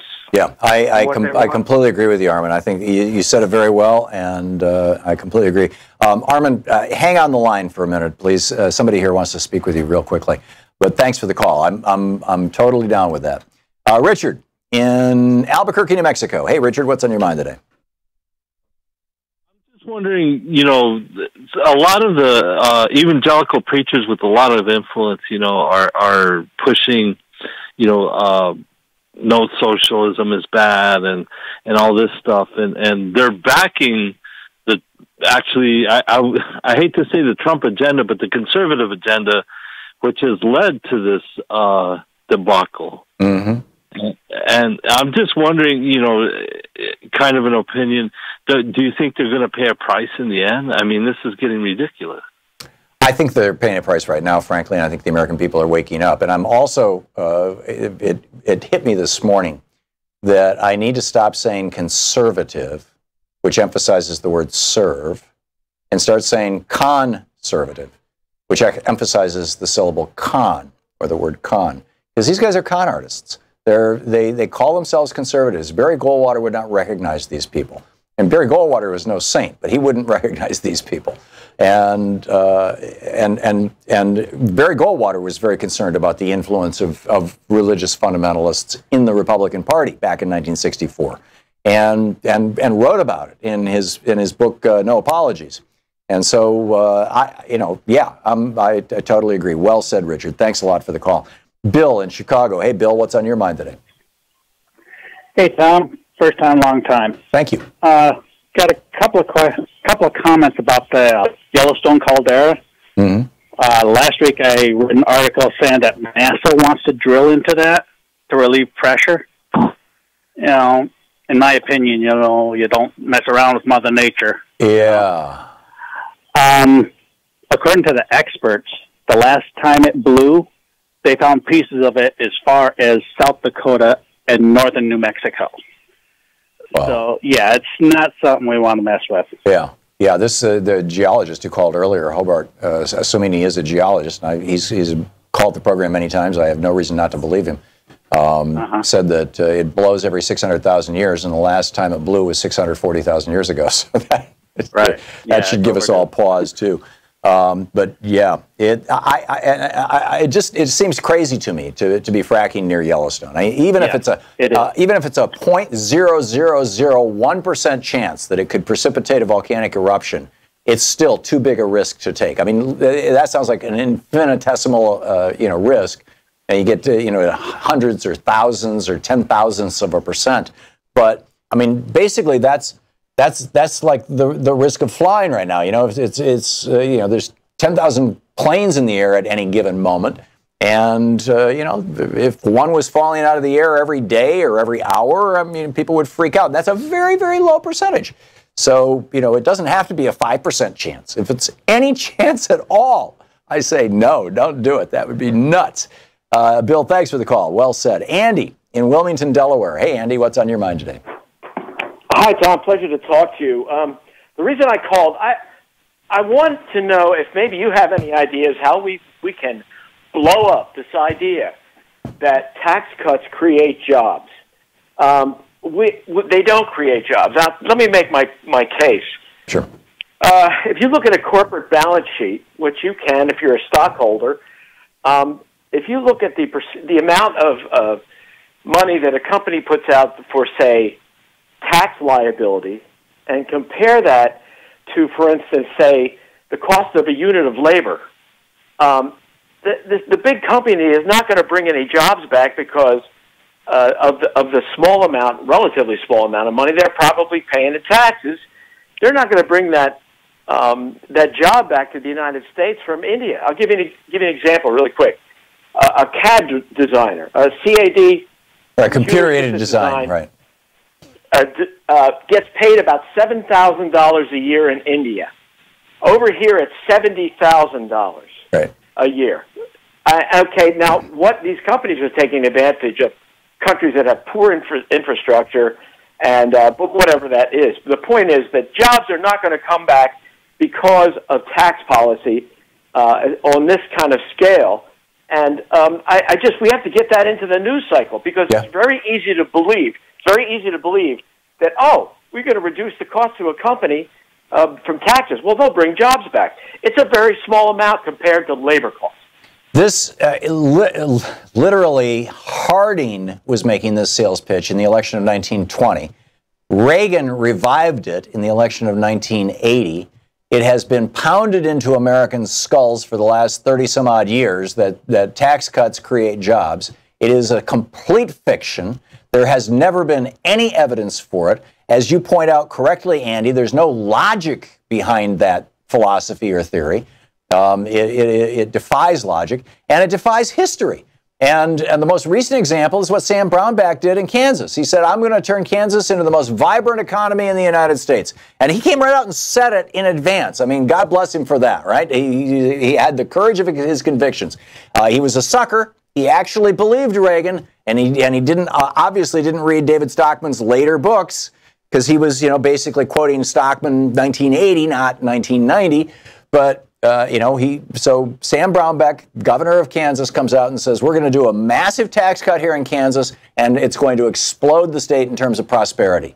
He does a massive tax cut, and what does it do? It not only doesn't bring new jobs to Kansas, but it cripples the infrastructure of the state to the point that they had to close schools and lay off teachers. They had to defer maintenance. They had to stop, the ongoing additions to the infrastructure of the state. It was just, it was such a disaster that the Republican-controlled House and Senate in Kansas, and one of them, I believe, is even a supermajority control, that the Republicans last year raised taxes, not all the way back to where they were, but they raised them enough that the state could at least function. And Brownback tried to veto it, and they overruled his veto. So, yes, you're absolutely right, Andy. It's a complete myth. It is a myth that has been promoted by extremely wealthy people and very large corporations who simply don't like the idea that they have any civic responsibility to the country that made them rich. And they do, and they should be paying for it. So, that's the bottom line on that. Well said, Andy. Thanks a lot for the call. Doug in Fort Collins, presumably Colorado, Doug? Yes, yeah, Fort Collins, Colorado, or we call it Fort Cannabis. Okay, so what's up? Hey, our economy and our housing prices, we're doing great out here. But the reason I called is I hate to even say the word Trump. I've been referring to him as he whose name shall not be mentioned, because I don't like to resonate his name. And we have to start to associate him as a Republican. I see his name all over the news all the time, and I never see an R next to his name. I never see our Republican president. Well, typically you don't put the party after. I mean, you didn't see a D after Obama's name on, you're talking about on the lower thirds, the chyrons on TV. Typically everybody, it's just assumed everybody knows what party the president is in. The reason that they put that R after the names of senators and congressmen and women is that a lot of people aren't, probably most Americans don't even know who represents them in the House of Representatives. They may know who their senators are, but was your point, Doug, that frequently? I'm sorry. Go ahead. I said I have them on speed dial, so I can call them frequently. Usually, there's an issue or two of the day. Yeah. And my Republican Senator Cory Gardner is the person I end up calling all the time because he's in lockstep with this Republican president we have. Yeah. And he just doesn't seem to care. And no, the Republicans don't care. We should associate Trump with the actual Republican Party, the GOP president. Yeah. Well, this is the existential crisis that the Republican Party has right now. Is it going to become the party of Donald Trump and Steve Bannon? However you define that, and I'm not sure that that's clearly defined yet, other than a long list of grievances. Or is it going to become the party of, I wouldn't even say Mitch McConnell and Paul Ryan, because they're basically con men. But there are, of Susan Collins, of the old-fashioned Main Street Republicans who actually had some sort of a governing philosophy and weren't entirely, I'm here because I hate them, and we'll see how that shakes out. Doug, thanks for the call.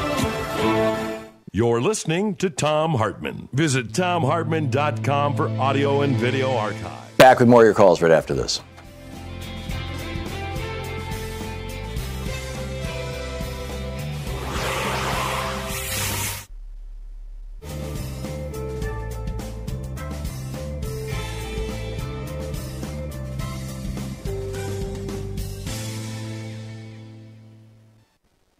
And welcome back. Randy in Ottawa, Iowa. Hey, Randy, what's on your mind today? My friend Thom Hartmann. Hey, Randy, how you doing? Good. You mentioned earlier that about a question for Greg Palast, and I had gone to town halls with my local Western Iowa senator and congressman, and I had asked them about because Iowa is one of the 31 states that is involved in this scrubbing the voter rolls. The cross check, Chris Kobach's cross check thing. Yeah. Correct. And I cannot, and I did it in writing as well, to both of them, and I did not receive an answer from any of them. So my question is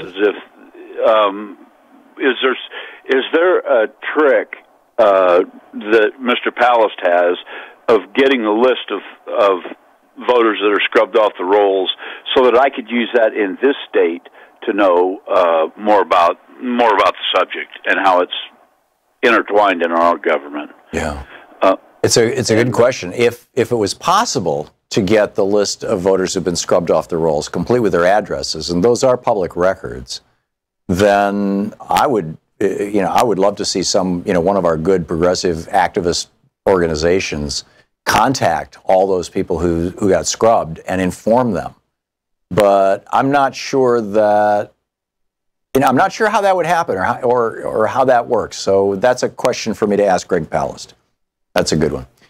Randy, thank you. I'm going to write that down and I'll ask him. Lorraine in San Diego. Hey, Lorraine, what's on your mind? Hi. I happen to agree with your analysis of the supervolcano concerns. There are 5 supervolcanoes located throughout the world, and the one at Yellowstone is carefully monitored. It's the magma underneath is shifting. I'm not an expert. I just happen to find it interesting, and I read about it whenever possible. Mm-hmm. And it's moving north a little bit.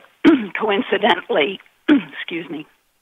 One of the Koch brothers has sold one of his lovely homes in Wyoming. I wonder if he has any inside information on that.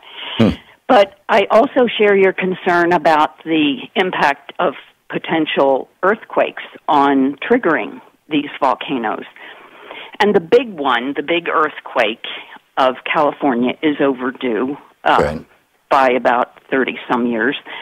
And a couple of years ago, the LA Times featured an article about the Humboldt earthquake that the leading scientists of the universities had studied the Humboldt earthquake and determined that it was going to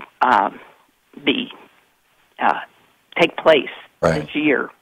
Well, so far it hasn't happened, which is a good thing. Right. But I suspect that your fears or concerns are valid when it comes if something big enough. Yeah, I am concerned about it, Lorraine. But neither of us are experts. But I think common sense prevails. And by the way, the California earthquakes are not necessarily just California. That fault line goes all the way up through Oregon, Washington State, Alaska. I mean, it's part of the Ring of Fire. It's that Pacific Plate. And so we're overdue for a big one up here, too. Lorraine, thanks for the call.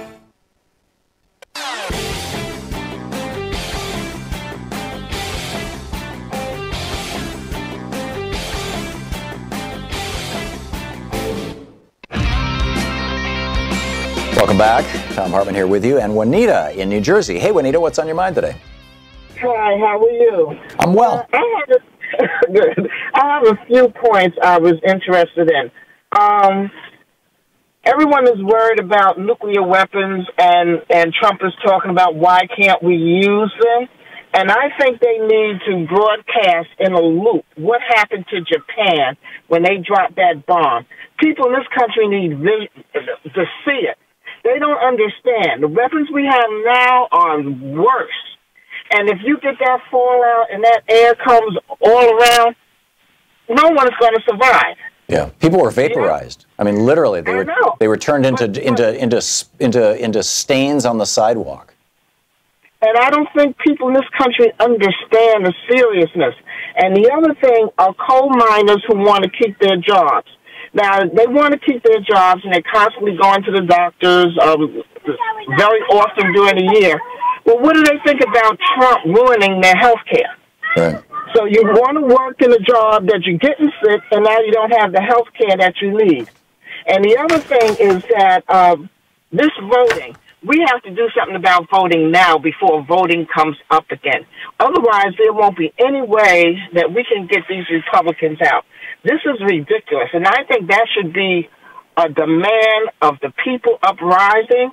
and find a way where there's checks and balances, where they can't, if someone goes to vote and they fill out a ballot, we have to make sure that ballot is counted. Yeah, I agree, and I think the Help of America Vote Act needs to be completely, eliminated, redone, whatever. We need to do away with the privatization of our voting machines and our vote counting. It should not be in the hands of private, for-profit, generally conservative, Republican-leaning corporations, number one. And number two, we need to have an actual affirmative right to vote. I'm completely with you, Juanita. And apropos of the your comment about the power systems and whatnot, let me just share. Juanita, thank you for the call. Let me just share this amazing story. Jeremy Deaton writing at thinkprogress.org. The headline: Republican mayor transforms California into the, quote, solar capital of the universe. It's Lancaster, California, and they got hit badly by the Great Recession. In 2009, their unemployment rate was 17%. Their housing prices were crashing, foreclosures sweeping the city, and a Republican mayor, a guy by the name of Rex Paris, who has been described by critics as an arrogant bully and an unstoppable control freak, but apparently gets things done, right? This Republican mayor said, okay, we're going to make our city like literally the solar capital of the world. We want to make every house in our city produce more electricity than it consumes. And he's got this picture of Trump, and he points to it, and he says, let me get the exact quote here. He says, the mayor is in charge of building permits, not the federal government. The mayor says, he's speaking of Trump, quoting from this article. In a presentation of the city's clean energy efforts, the mayor likes to show a picture of President Trump. The mayor says, he doesn't issue building permits, I do. So what they did was they said, if you want to build a new house in Lancaster, California, you've got to generate more electricity than you use. And they also built a giant solar farm. And today, Lancaster, California produces more solar power per capita. This is from Jeremy Deaton's piece on Think Progress. Produces more solar power per capita than any other city in California and is close to producing more renewable energy than it uses. A milestone that the mayor says is on the way to becoming the solar capital of the universe. So, I mean, this is a Republican mayor, right? The solar boom has given a jolt of energy to the local economy. Housing prices have rebounded. The unemployment rate has dropped to less than 6%. Lancaster says its clean energy policies have created more than 1,000 jobs, and this is just a town of 160,000 people. So it can be done. He did this in partnership with Solar City, and they started out by putting photovoltaic panels on municipal buildings and schools. And then they changed the zoning code requiring all homes equipped to produce electricity, more electricity than they consume, and all of it from solar. The first U.S. city to do this. Now, China's doing this. They're doing this all over Europe. But this, God bless him, the Republican mayor of Lancaster, who would have thought?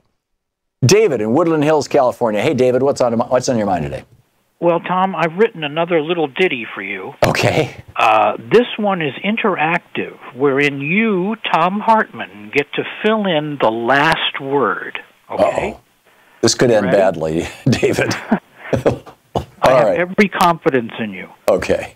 It's called The Fly in the Ointment. Go. Voter suppression, Republican obsession. Only way they can win. Never mind, it's a sin. They'll keep on keeping on again and again and again. Low energy Jeb, little Marco, whatever the hell you just said, Ted. Totally in the bag, baby. Any one of them will win. Best laid plans of mice and men. Especially after Comey? You kidding me? But then the fly in the ointment descends, embarrassing and terrorizing everyone, even suppression obsession Republicans.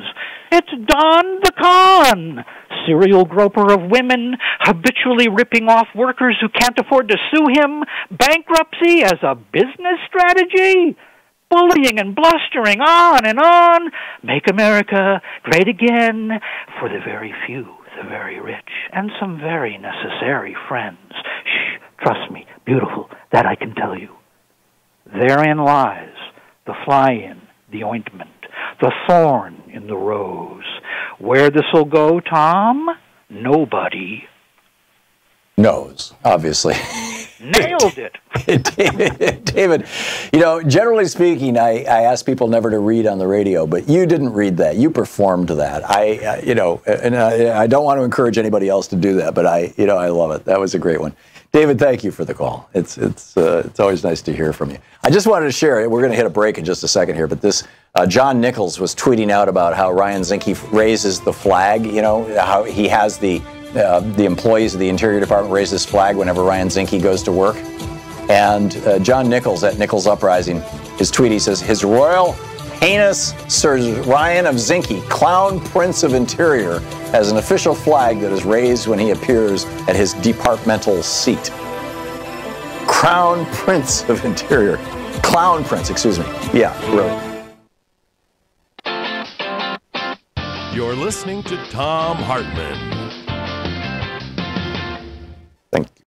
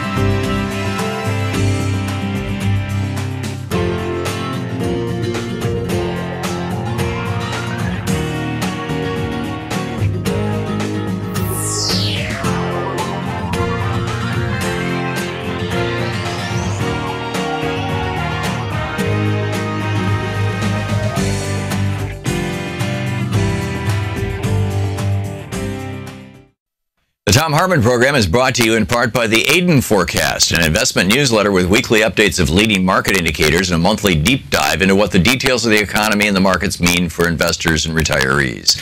On the web at aidenmarkets.com. Wines have some of the highest pesticide levels in our food chain. This hour brought to you by ecowine.com. Pesticide-free wines, organic wines, imported from France by the Organic Wine Company, ecowine.com. Hartmann Program is brought to you in part by Super Beets. Super Beets are sourced from non-GMO beets, and they're packed with dietary nitrates, helping to produce nitric oxide for more energy, stamina, and support for healthy blood pressure levels naturally. For more information, call 800-223-8242 or visit tomsbeets.com.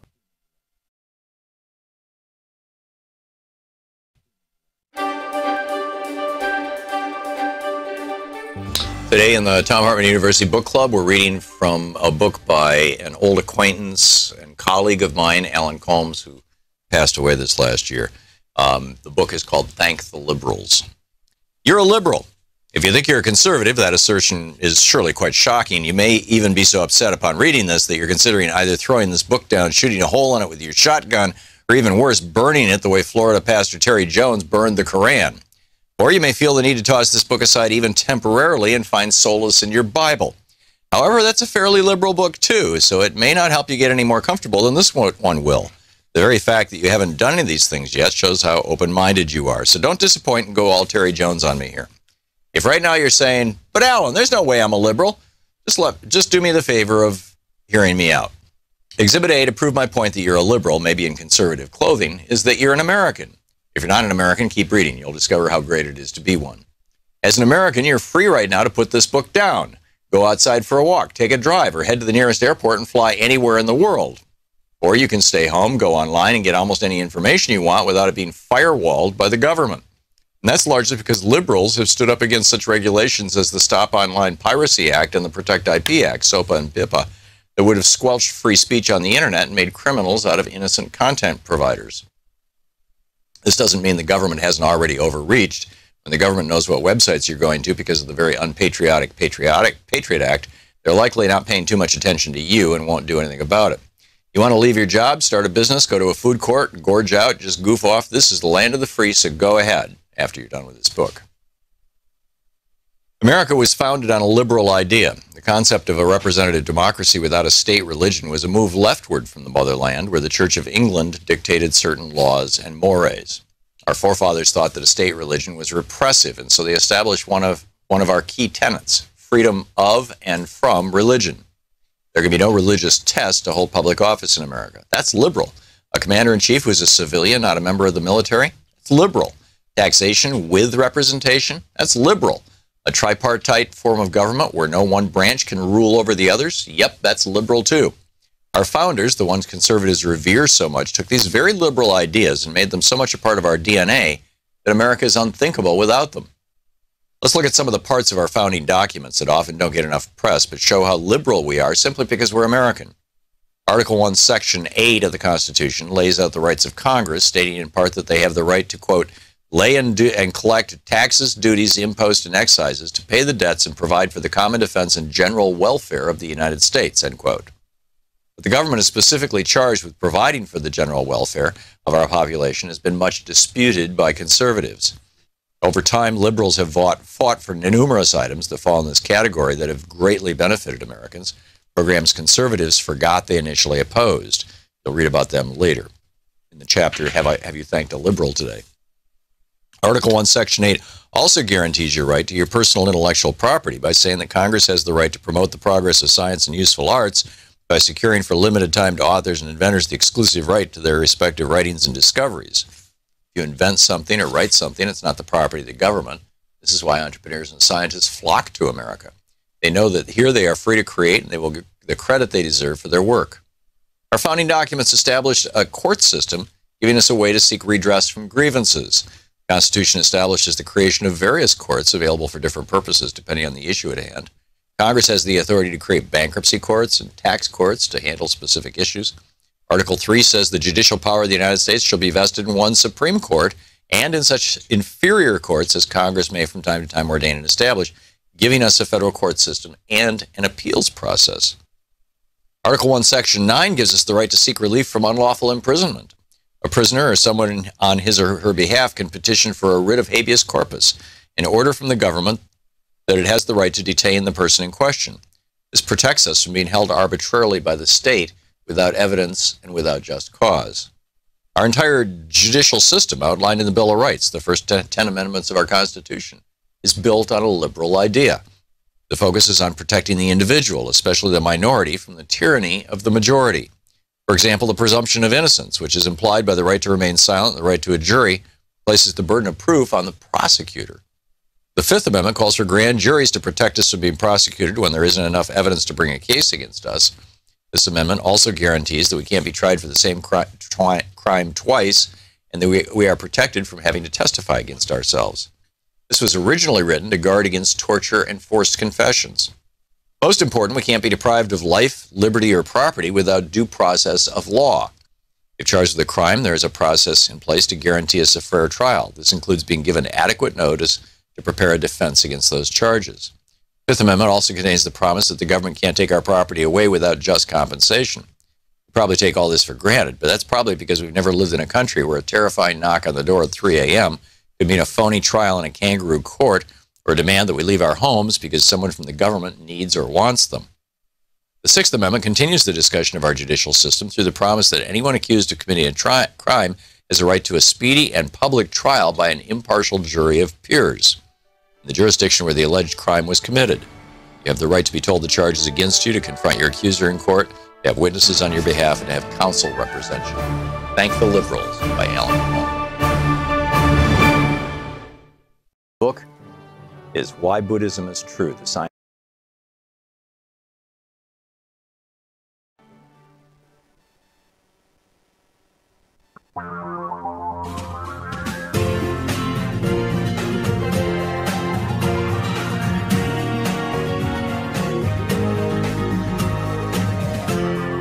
This is the Thom Hartmann Program. Welcome back. Thom Hartmann here with you, and Greg Palast is back on the line with us. He was with us yesterday for some rather remarkable reports about what's going on with voting and whatnot. And in fact, I have, hang on just a second here, I've got a couple of questions. Greg, first of all, Greg, welcome back. Tom, again. Hey, Greg, great to have you with us. And I should add, people can find your stuff at gregpalace.com, and they can tweet you at Greg_Palace. I've had, I teased your coming on the show. I mentioned it earlier in the program, and I've had 2 callers with specific questions for you about voting stuff. But first, you went to school with the guy who shot up Las Vegas. Do I have this right? Yeah, the Steve Paddock. I went to school with him from the 2nd grade through high school graduation. And I've been holding this back, but I finally wrote about him because everyone's been asking why. But no one really wants to know why. And I'm going to say right off the bat, especially if you read my piece at gregpalace.com about Steve, explaining is not approving. Right, it's not condoning. He destroyed hundreds of families forever besides the lives lost, okay? There's no taking that away. But if you want to get Steve, let me tell you about how we grew up and him and what happened to him. Okay. Well, let me tell you, okay, I went, as many places pointed out, we went to school, Poly High. You understand where that is. It's in the anus of Los Angeles, literally. It's where the sewage plant is. It's where the power plant and the city dump are. And we were meant to be losers. This was what they called a non-academic school. We didn't, where the kids at Beverly Hills High and Hollywood High, they took advanced placement calculus and advanced placement English. We were required to take wood shop, electrical shop, metal shop, so we could run a drill press at General Motors. Steve and I sat together in drafting class, which was required. Not English again, it was drafting class so we could go work at Lockheed, which is exactly what he did until Lockheed closed down in 1988, and he took the buyout and left. Here's the problem. Steve was a math genius, okay? I was in the top class with him, but we didn't have even the math classes that allowed him to even apply to UCLA, let alone a place like Stanford or MIT where he should have been.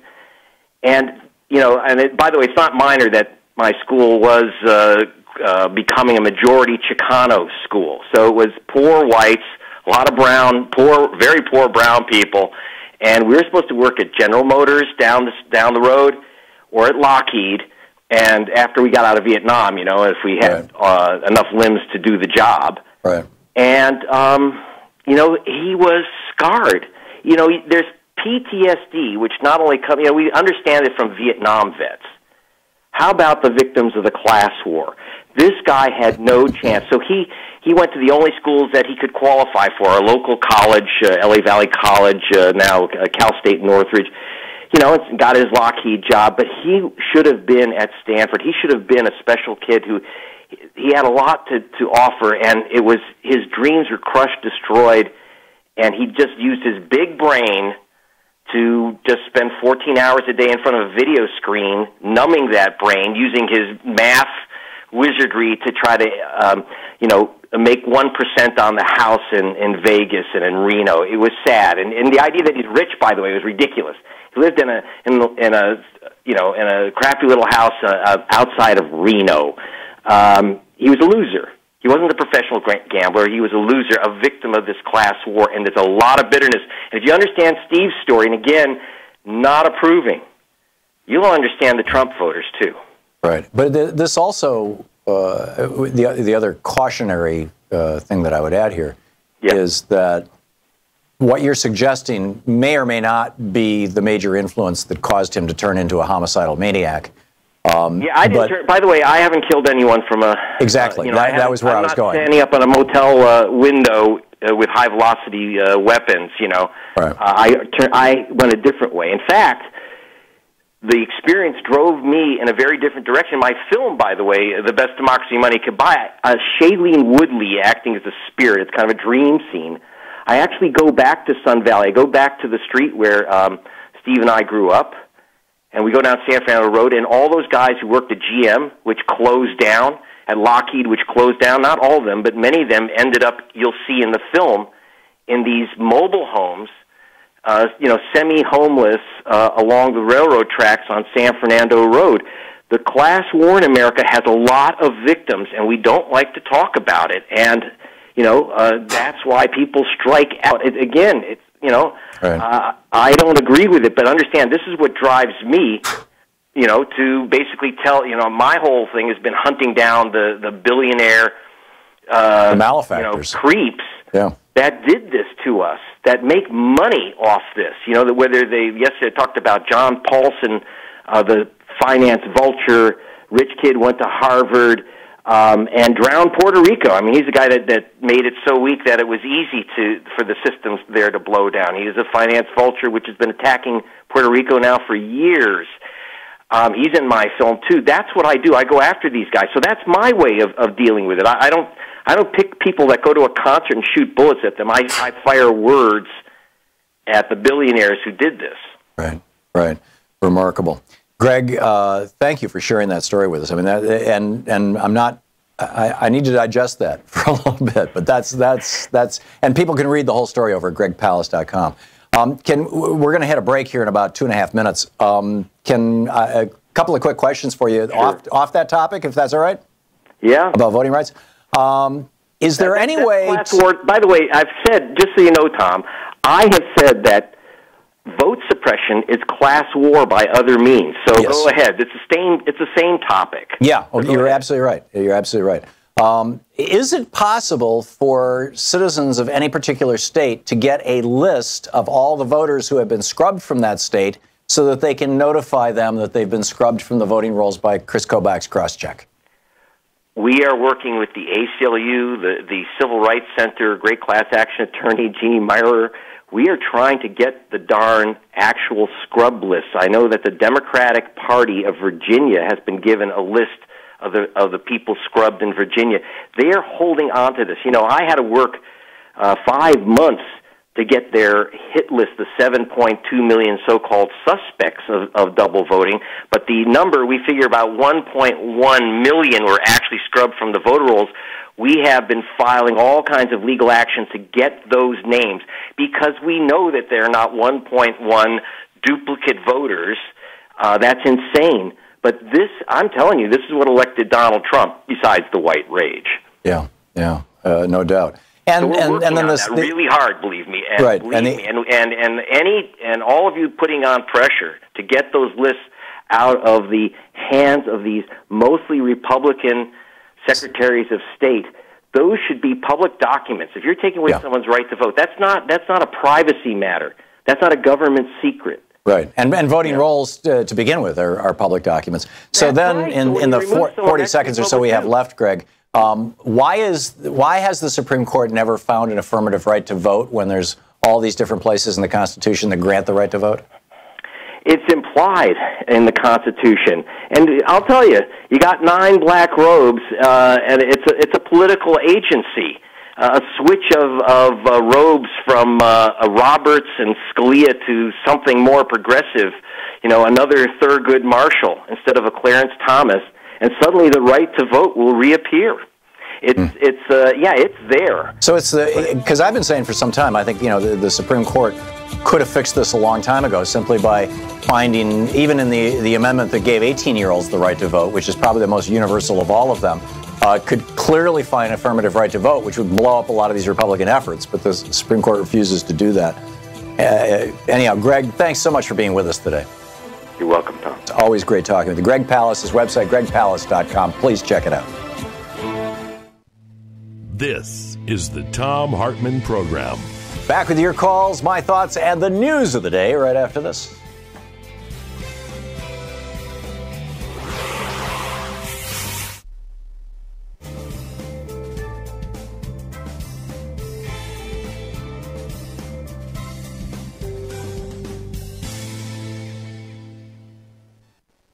And welcome back.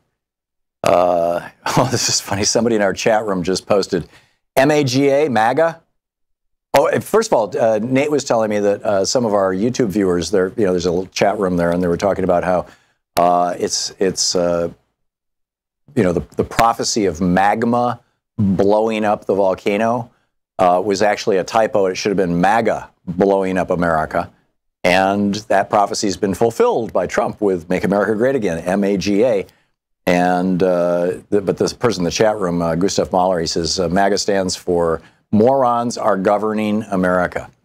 Yeah, I'm not going to disagree with that. Tad in, how do you say the name of your town in Rhode Island? Is it Chattachet? Chattachet, yes, you got it, Tom. We haven't spoken in quite a while, and I want to thank you and staff for accepting my call. My pleasure, Ted. What's on your mind? Okay. If you recall, we spoke a while back, and I was telling you about this Invenergy Corporation that they're proposing to put a gas-fired power plant in the town of Burrillville, in the northwest corner of Rhode Island. Mm-hmm. Do you have any recollection of that? I don't. Okay. Anyway, there were two little groups that started off, and I'll just refer to them as the Riff Raff and the Snooties. The Riff Raff do the direct action, civil disobedience for the most part, and the Snooties, they do the deep research and the funding for the fight. Okay.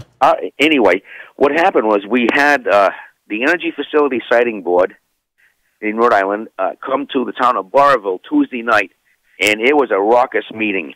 Full house, 600 people, right? And one of the things that happened was, some testimony was given by former Governor Lincoln Chafee. I'm sure you remember Lincoln Chafee from the Senate. Oh, yeah. Good man. Yes, he is. He's awesome.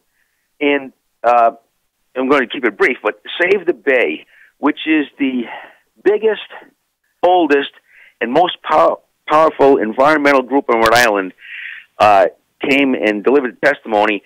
And what happened was Wednesday morning, on page 1 of the Providence Journal, if any of our friends want to look it up, that's fine. Save the Bay urges rejection of plant, the power plant, right? Mm-hmm. Good story. The moral of the story for those of our friends around the country that may be getting frustrated by fighting the machine, right? Don't give up. Keep fighting, because it looks to me like this could be the death knell for the power plant. The siting board will not decide until January, but the support that these two little groups had rounded up, Conservation Law Foundation, Save the Bay, Our Revolution, Indivisible. Yeah, Tad, you said there were Rhode Island. Tad, you said there were 600 people who showed up for the meeting. Were they all opposed to the siting of the power plant there? No, there were probably, I would say, maybe 50 to 60 union fellas that advocated for it. Oh, because there were potential jobs associated with it. Yeah, allegedly. Actually, it's going to be, if the thing is built, which I doubt, the company said that there will be 30 jobs, non-union. Right. But there'll be probably a few hundred jobs over the short term while they're building it, and that's probably what those guys were for.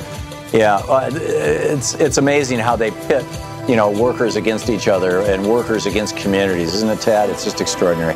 Tad, thanks for the call and thanks for the heads up on that. I appreciate it. We'll be right back.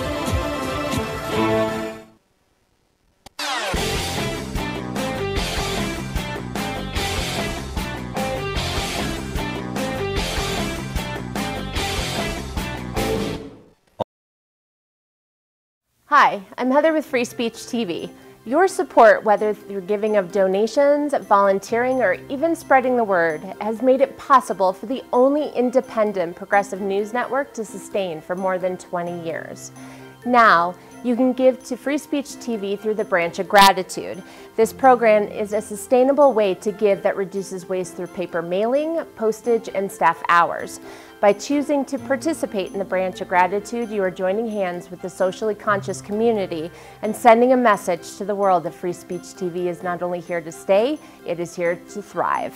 Please call 877-378-8669 or go online to freespeech.org. Make a difference and join the Branch of Gratitude today.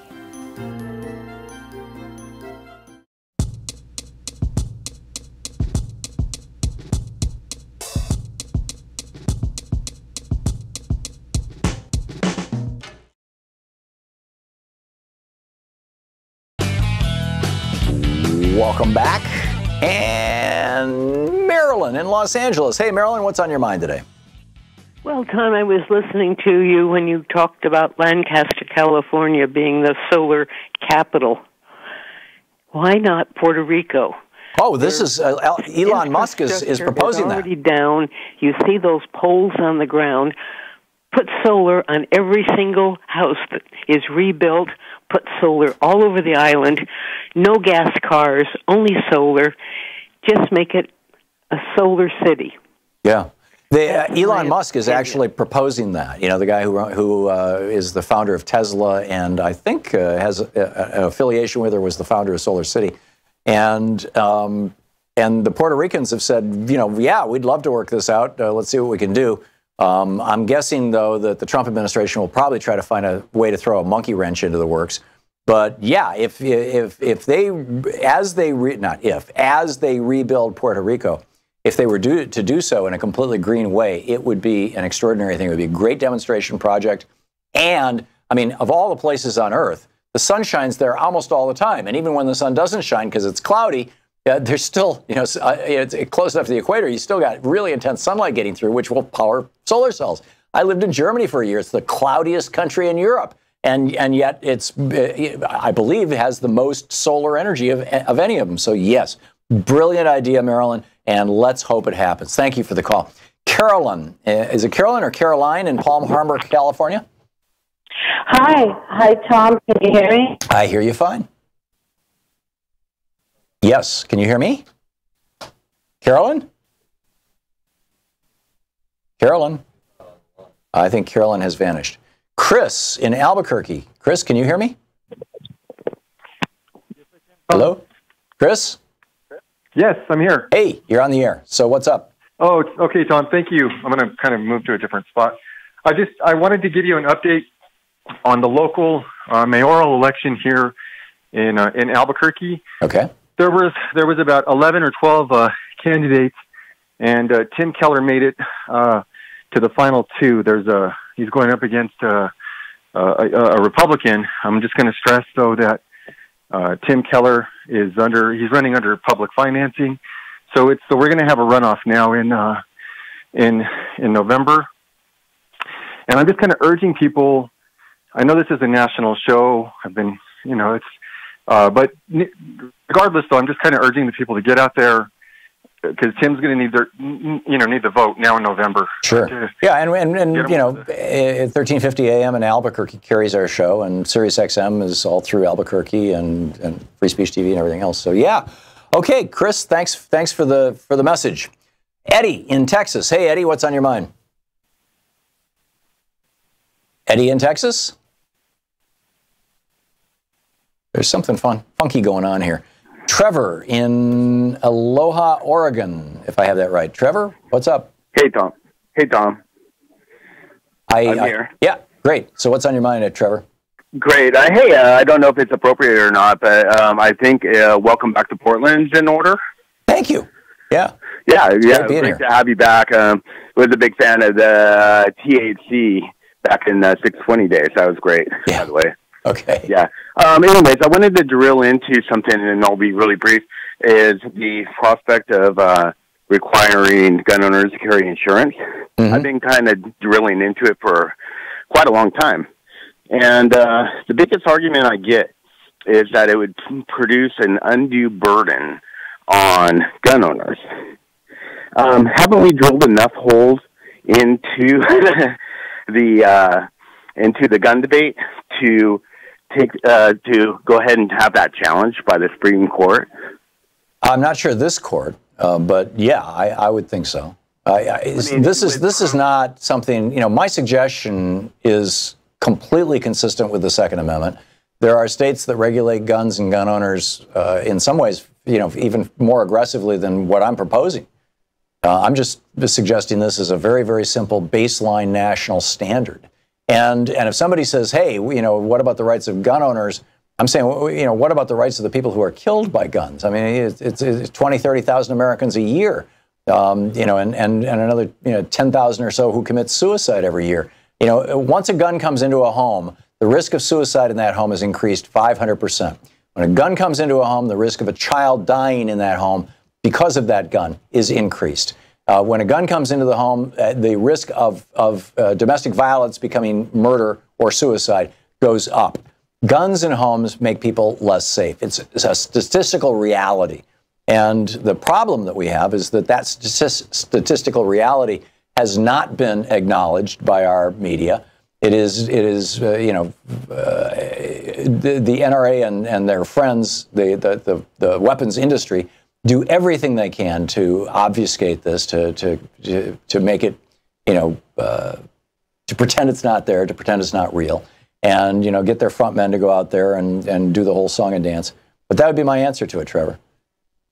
No, I'm sorry. I just wanted to state that one of the alarming statistics that I had ran across in my research was from 2010. In 2010, gunshot wounds in medical care was $127 billion. Whoa. And that was the NIH number because CDC can't investigate that. Right, yeah, the CDC is prevented by law.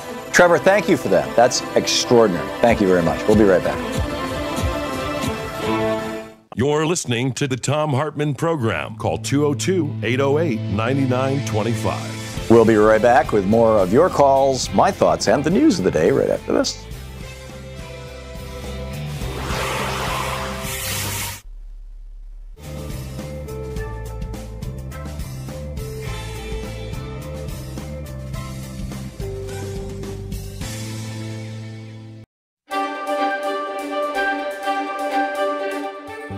Thom Hartmann University Book Club. Today we're reading from the Thom Hartmann Reader, which is excerpts from other books that I've written. This excerpt is from Threshold. And it starts out, we're on page 239.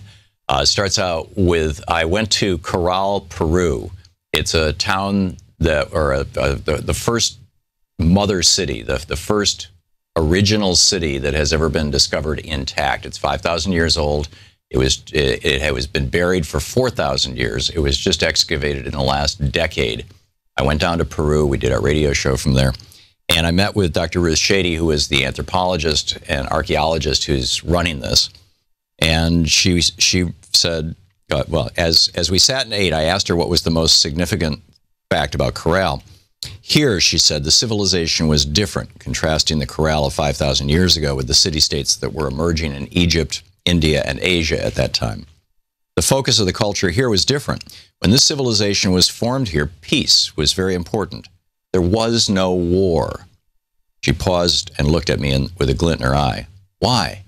Why was there no war? She asked as if quizzing me.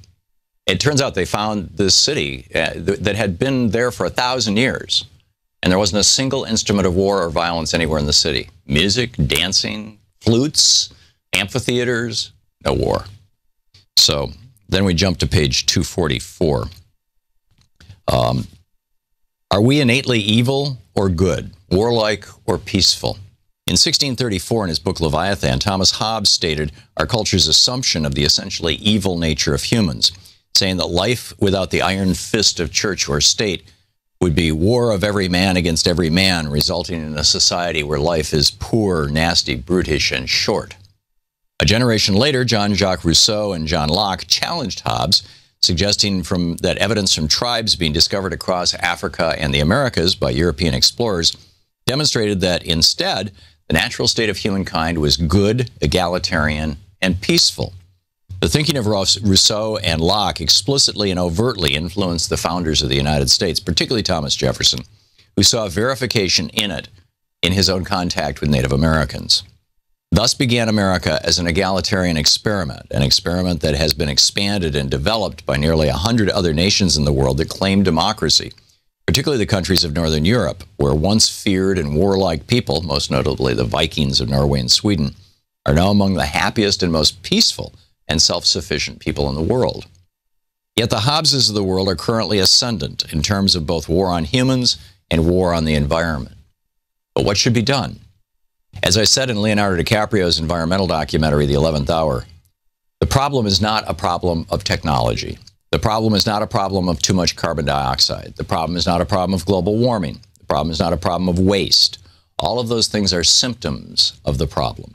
The problem is the way that we are thinking. The problem is fundamentally a cultural problem. It's at the level of our culture that this illness is happening. In my books, I've shared stories from all around the world of cultures that have matured, awakened, and found ways to live in peace, harmony, and ecological balance. and the fate of others that have not. Some are pre-city Aboriginal and tribal people. Some are modern communities. Some are fully developed city-states moving quickly in the direction of peace. All offer us a new vision of how life can be in a world where the core assumptions of modern culture are challenged and modified.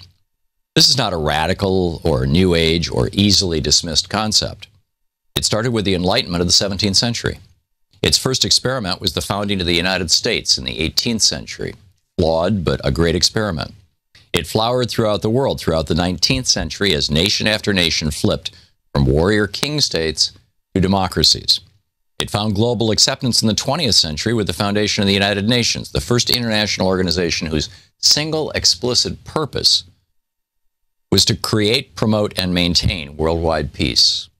And now in the 21st century, as war against both humans and against nature is increasingly being viewed with horror by people around the world, movements are springing up all over the planet to reject the immature cultural paradigms of the past and move us into a post-carbon, post-warfare, egalitarian, and peaceful world where there's room for both humans and for all other life. Then we start a chapter, why and when did war begin? If it's true, as scientists from Peter Farb to Rianne Eisler to Ruth Shady point out, that a prime differentiator between war societies and peaceful societies is the role of power relationships between men and women, the question is raised, why and when does war begin, and how is it related to the relationship between the sexes? Most pre-literate cultures, from those in the Arctic to those in the southernmost tips of South America and Africa, were largely peaceful before contact with technology and our culture. While there was conflict, and often violent conflict, it rarely reached the proportions of organized, sustained, legally sanctioned mass murder that we today refer to as war. As anthropologist Peter Farb has documented, some Native American societies, for example, the Shoshone, didn't even have a word for war in their vocabulary. Others used organized games to resolve conflicts. Many theories have been put forward for how and why the warrior mentality took over. And then, it goes on to whether this started with animal husbandry or whether it started with agriculture, or where did war begin, and some interesting stuff. So it's in the Thom Hartmann Reader.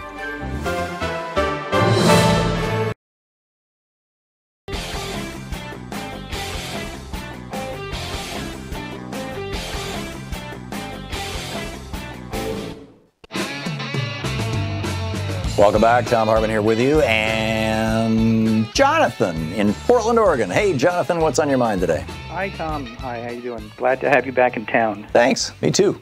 What's up? So I am a new precinct committee person, and I just wanted to share my experiences. Thank you. Thank you. And I just wanted to share my experiences and first impressions with the local Multnomah County Democratic Party and the meetings and what's gone on, and get people to participate. I'm not sure, but I think last night I was actually subject to some type of voter suppression. Really? Yeah. I didn't manage to get to the meeting on time. I got there kind of late, and in order to vote on whatever's being voted on, you have to be credentialed. And apparently I got there too late, so I couldn't be credentialed, and as a result, I couldn't vote on anything. Well, that's unfortunate, but that doesn't sound like intentional voter suppression. It just sounds like rules that are probably stupidly rigid. Well, okay. I'm not disagreeing necessarily, but I'm not exactly sure why the rules are there. These are brand new perceptions of mine and experiences. Sure. Well, I can tell you, Jonathan, I used to be on, I've been on several boards, like local nonprofits, community associations, things like that. And particularly organizations that are kind of volunteer-driven organizations. One of the biggest problems that you have is that people don't take it all that seriously.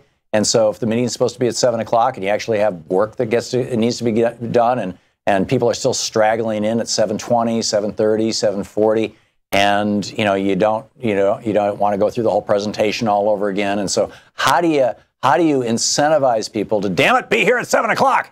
Well, one of the easy ways to do that is to say, if you don't show up at the beginning of the meeting, you don't get to vote.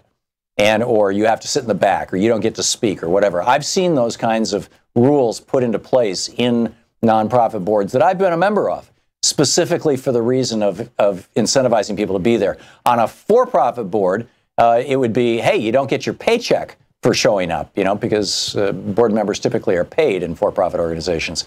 But with a nonprofit, about all you have is withholding somebody's vote if they're not on time. Does that make sense? It does. Interesting you bring up the word pay, because I had to work late. There you go.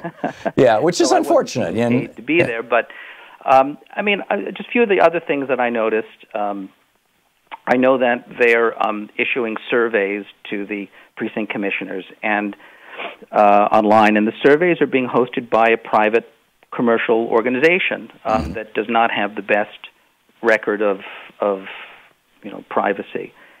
So, I had expressed an interest in televising these meetings because we have local cable access television. I'm active in that. And apparently the bylaws say that you can't televise them unless you have express permission from everyone. Right. So it seems like which is, by the way, information that should be private is potentially being given to a commercial organization, and information that should be public is being protected. Yeah. Those are things that you're going to have to work out with your organization. I mean, if they think that if they're using Doodle or one of these companies for scheduling or for whatever, or for the surveys or a Survey Monkey or something like that, I guess what you want to do is be sure that the next time they make a decision about what vendor to use, you're part of the committee that's making that decision, and go from there. It's there are infrastructure concerns and sure, yeah, and in terms of the televising the meetings, that can be a real two-edged sword, because some people, in fact, I think probably most people. You know what the most common phobia in America is, Jonathan? Fear of their coffee running out. That's certainly Louise's. but I think that the most common, I know actually for a fact, the most common phobia in America is public speaking. More people are afraid of public speaking than anything else. More people are afraid of public speaking than are afraid of poisonous spiders. That are afraid of dogs biting them. It's the most common fear, and it's a really high percentage of people. So, and there's a lot of really good people who you want to be in the party and you do want to be participating, who are okay in a group of a half a dozen or a dozen people, but you put them on television and suddenly it occurs to them that there might be 5,000 people watching and they just freak out. And so, there may be a piece of that there. I don't know. Sometimes also you have strategy discussions. How are we going to take on the Republicans on this? You toss out a couple of ideas, you make a decision. You don't necessarily want all that stuff to be out there in the public. I'm not saying that the meetings should be behind closed doors. I think the public should be able to come into them. But, you look at the Republican Party. I mean, they do these things behind closed doors. They lock this stuff down. I mean, nothing's out. Nothing's getting out. But I guess I'm suggesting that you give it a little more time and become one of the people who makes it the way you think it should run, or find out why it isn't.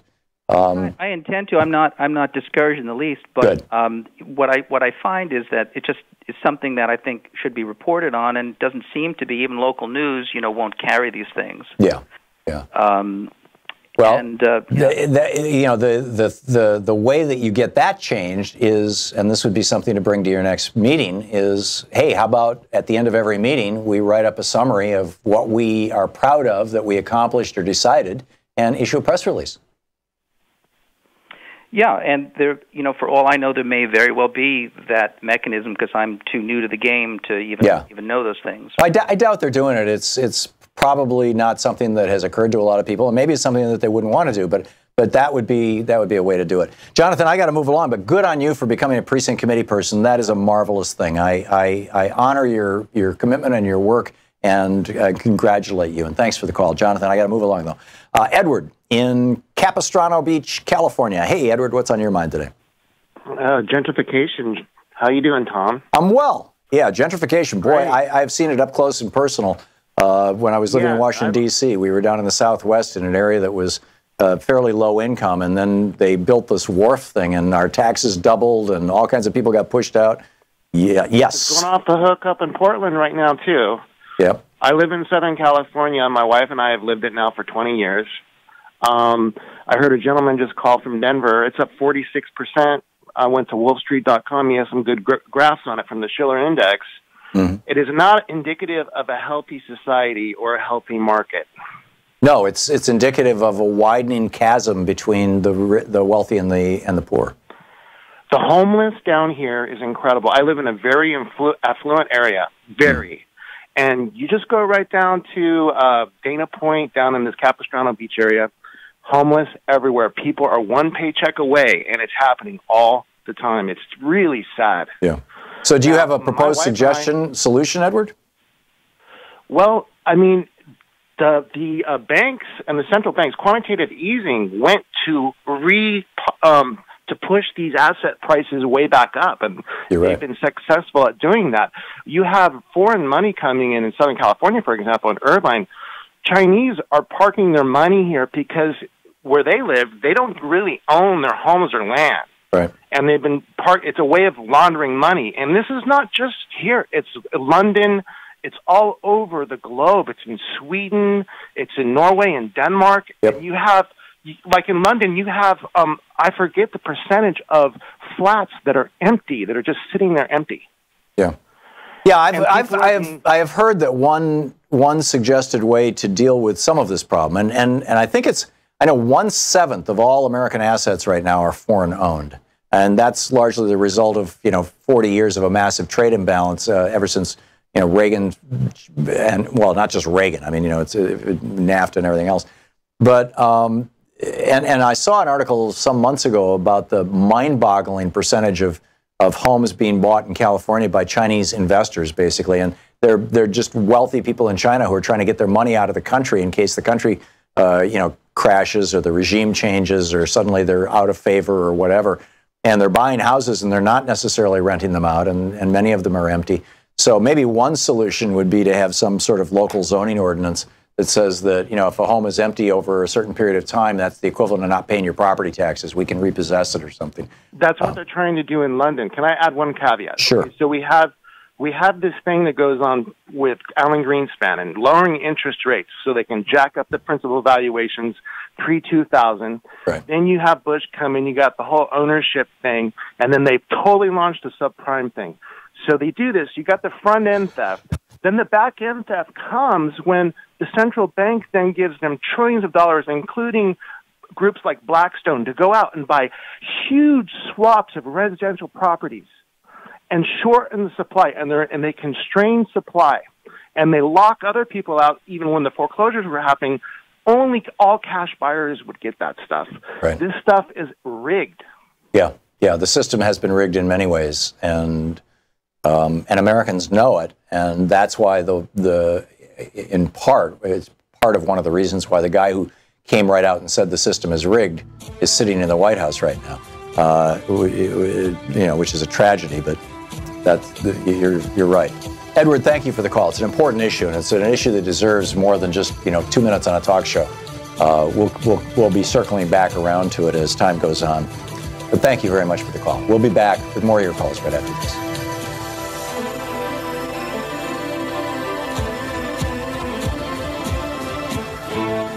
You're listening to Thom Hartmann. Visit thomhartmann.com for audio and video archives. Back with the last quarter hour of our show right after this.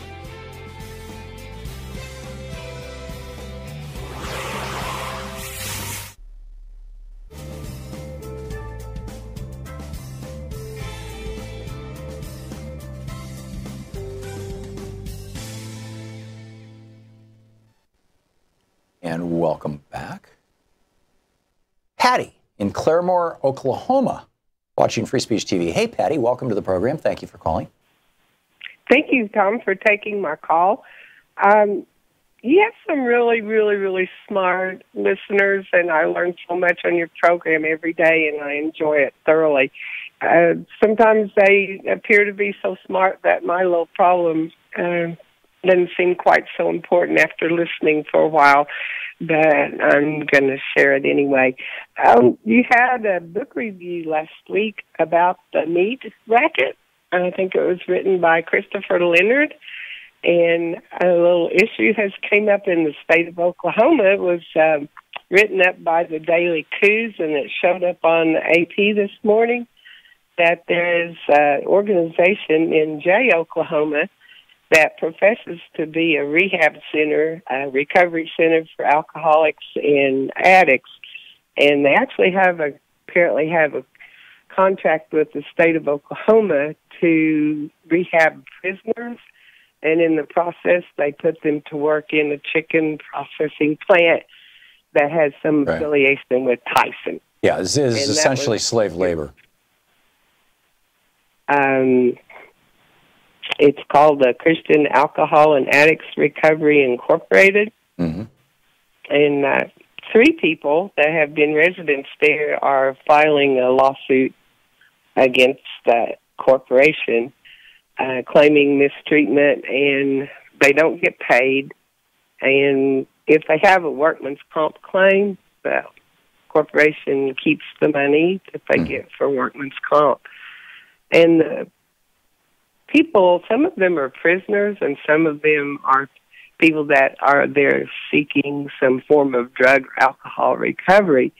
And originally they said the state was going to use it for the prisoners that needed drug rehab, but the judges are sending people there that aren't drug addicts. So it's kind of a confusing mess. I think it's kind of a small operation, but there's some people being hurt and damaged, and people need to know that the state of Oklahoma participates in such as that. So right. So let me get this straight, Patty.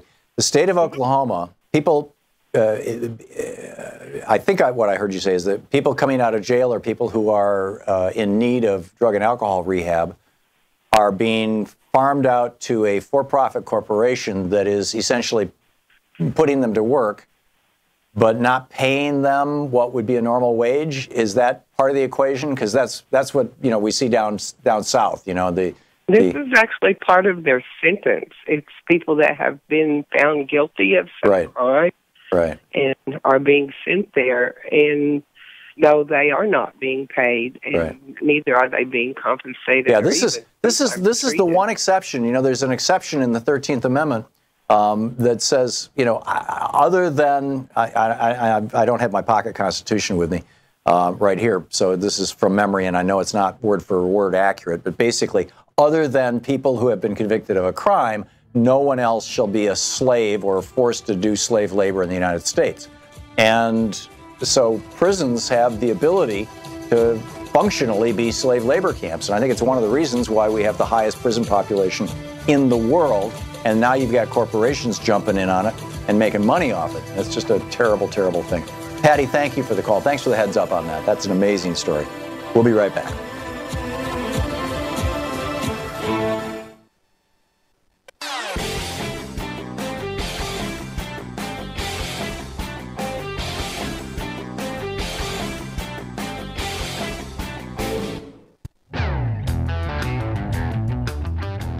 And welcome back. Thom Hartmann here with you, and Jim in Oregon. Hey, Jim, what's on your mind today? Hi. We've disagreed a couple of times on the right to vote, but I have a small solution.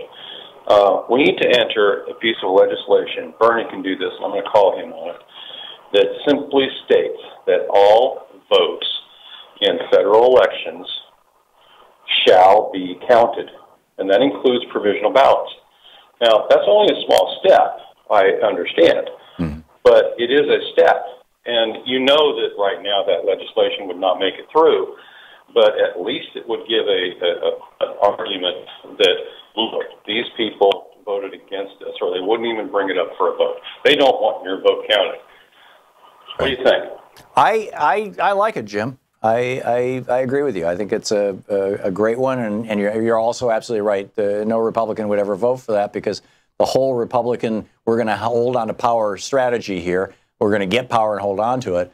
Going all the way back to 1980 when Paul Weyrich made his famous speech in Dallas where he said, I don't want people to vote. The elections are never won by the person, who had them, or whatever.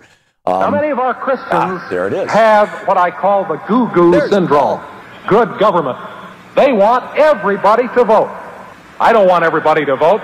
Elections are not won by a majority of people. They never have been from the beginning of our country, and they are not now. As a matter of fact, our leverage in the elections, quite candidly, goes up as the voting populace goes down. Now, that was 1980 or 81, and this is the guy who was helping run the Reagan campaign and co-founded the Heritage Foundation. This is now doctrine for the Republican Party. So, Jim, I love your idea. It ain't going to go through a Republican Congress, but that doesn't mean it should die. And, let's just keep working to get Democrats elected so we can bring something like that back. Eddie, I don't have a city for you. It just shows you're calling on Sirius XM. What's up? I'm in Texas. I'm in San Antonio, Texas. Tom, great. Thank you, Eddie. What's on your mind? So I've got three things. Tom, if you will bear with me. Well, we ask people to call with one topic, Eddie. There's a bunch of other people who'd like to get in too. So pick one. Okay, well, then in that case, your stance is that it is a voodoo Reagan economics and a conservative con that lower taxes increases job growth. Is that correct? That there is yes, generally speaking. I put some caveats on it, but I'm talking about income taxes, particularly on the top, say, 50% of America. If you lower taxes on the bottom 50% of America, as Barack Obama did in 2009, when he cut the payroll tax in half for, I think it was a year, you will actually stimulate job growth. And you do it because you're creating demand. You're putting more money into the pockets of people who buy things, who use 100% of their paycheck by buying things. And by increasing demand, you stimulate the economy. You stimulate the economy, companies are going to have more demand for their products. They're going to have to hire more people to make them. So you can easily make the argument that cutting taxes on the bottom half of Americans actually stimulates the economy. There's plenty of evidence for that. On the other hand, when you cut taxes for the top half of Americans, most of those people are not going to go out and buy new products with that money because they already have all the money they need and all the products they need. It's like it wasn't Tom Steyer who was the Mick, what's the Patriotic Millionaires? Nick Hanauer. Nick Hanauer was on this program and he says, Tom, I've got at least 10,000 times more money than you do, but I don't have 10,000 more pairs of jeans. We probably both have 4 or 5 pairs of jeans. And I'm like, yeah, right. So that's your turn, Eddie. But outside of that, it is a con that, and referring to corporate tax, for example, that is the con, correct? Yeah. That is okay. So explain to me why the state of New York, one of the most liberal states in the country, has been for the last at least year running a commercial on a multitude of stations and media about lowering the corporate growth, the corporate tax, right, and making New York a tax-friendly state, and boasting that the reason for that is to stimulate job growth in the state of New York. Right. I don't know why they're doing it, Eddie. And when I've seen those ads, I know what you're talking about. And every time I see those ads, I just shake my head and wonder, why is the Democratic governor of New York State pitching a right-wing lie, essentially, as a sales pitch for New York? I don't get it. And had it been a Republican governor, I'd think it was just propaganda. And I understand, a state trying to say, hey, come to New York, it's a great place to do business. But business people know this. I mean, I've been a businessman for 40 years or maybe longer, and we're not idiots. We know that you cut our taxes, we're going to take a bigger paycheck. I mean, it's real simple. And there's plenty of money out there for companies to borrow if they want to expand, frankly, at 2%, 3%, something like that. So anyhow, Eddie, I got to move along, but thank you. Interesting point. Oh, we only have 30 seconds. Geez. Ed in Las Vegas, we got 30 seconds. You had a real quick comment?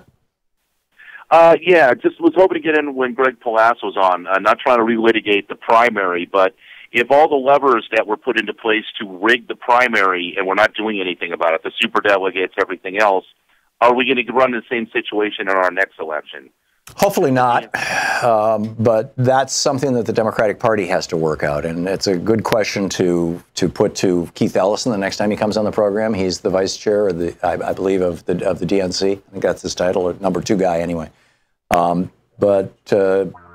the superdelegate thing, and I know that there's been a lot of discussion about it. Frankly, I'm not so tightly internet with official Democratic Party politics that I know exactly where the party's at any given moment in terms of having changed rules and things. So frankly, I'm not sure, but I know that there's been a lot of discussion about the whole superdelegate thing.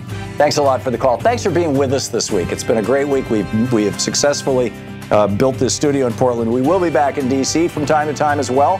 And, on we go. In the meantime, don't forget, democracy is not a spectator sport. It requires all of us. That includes you. So have a great weekend and get out there, get active, tag, you're it. We'll see you on Monday. You've been listening to Thom Hartmann.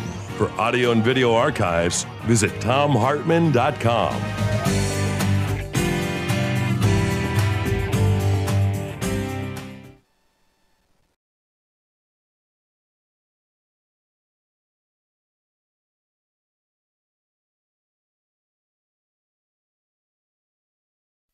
The Thom Hartmann Program is brought to you in part by the Aiden Forecast, an investment newsletter with weekly updates of leading market indicators and a monthly deep dive into what the details of the economy and the markets mean for investors and retirees.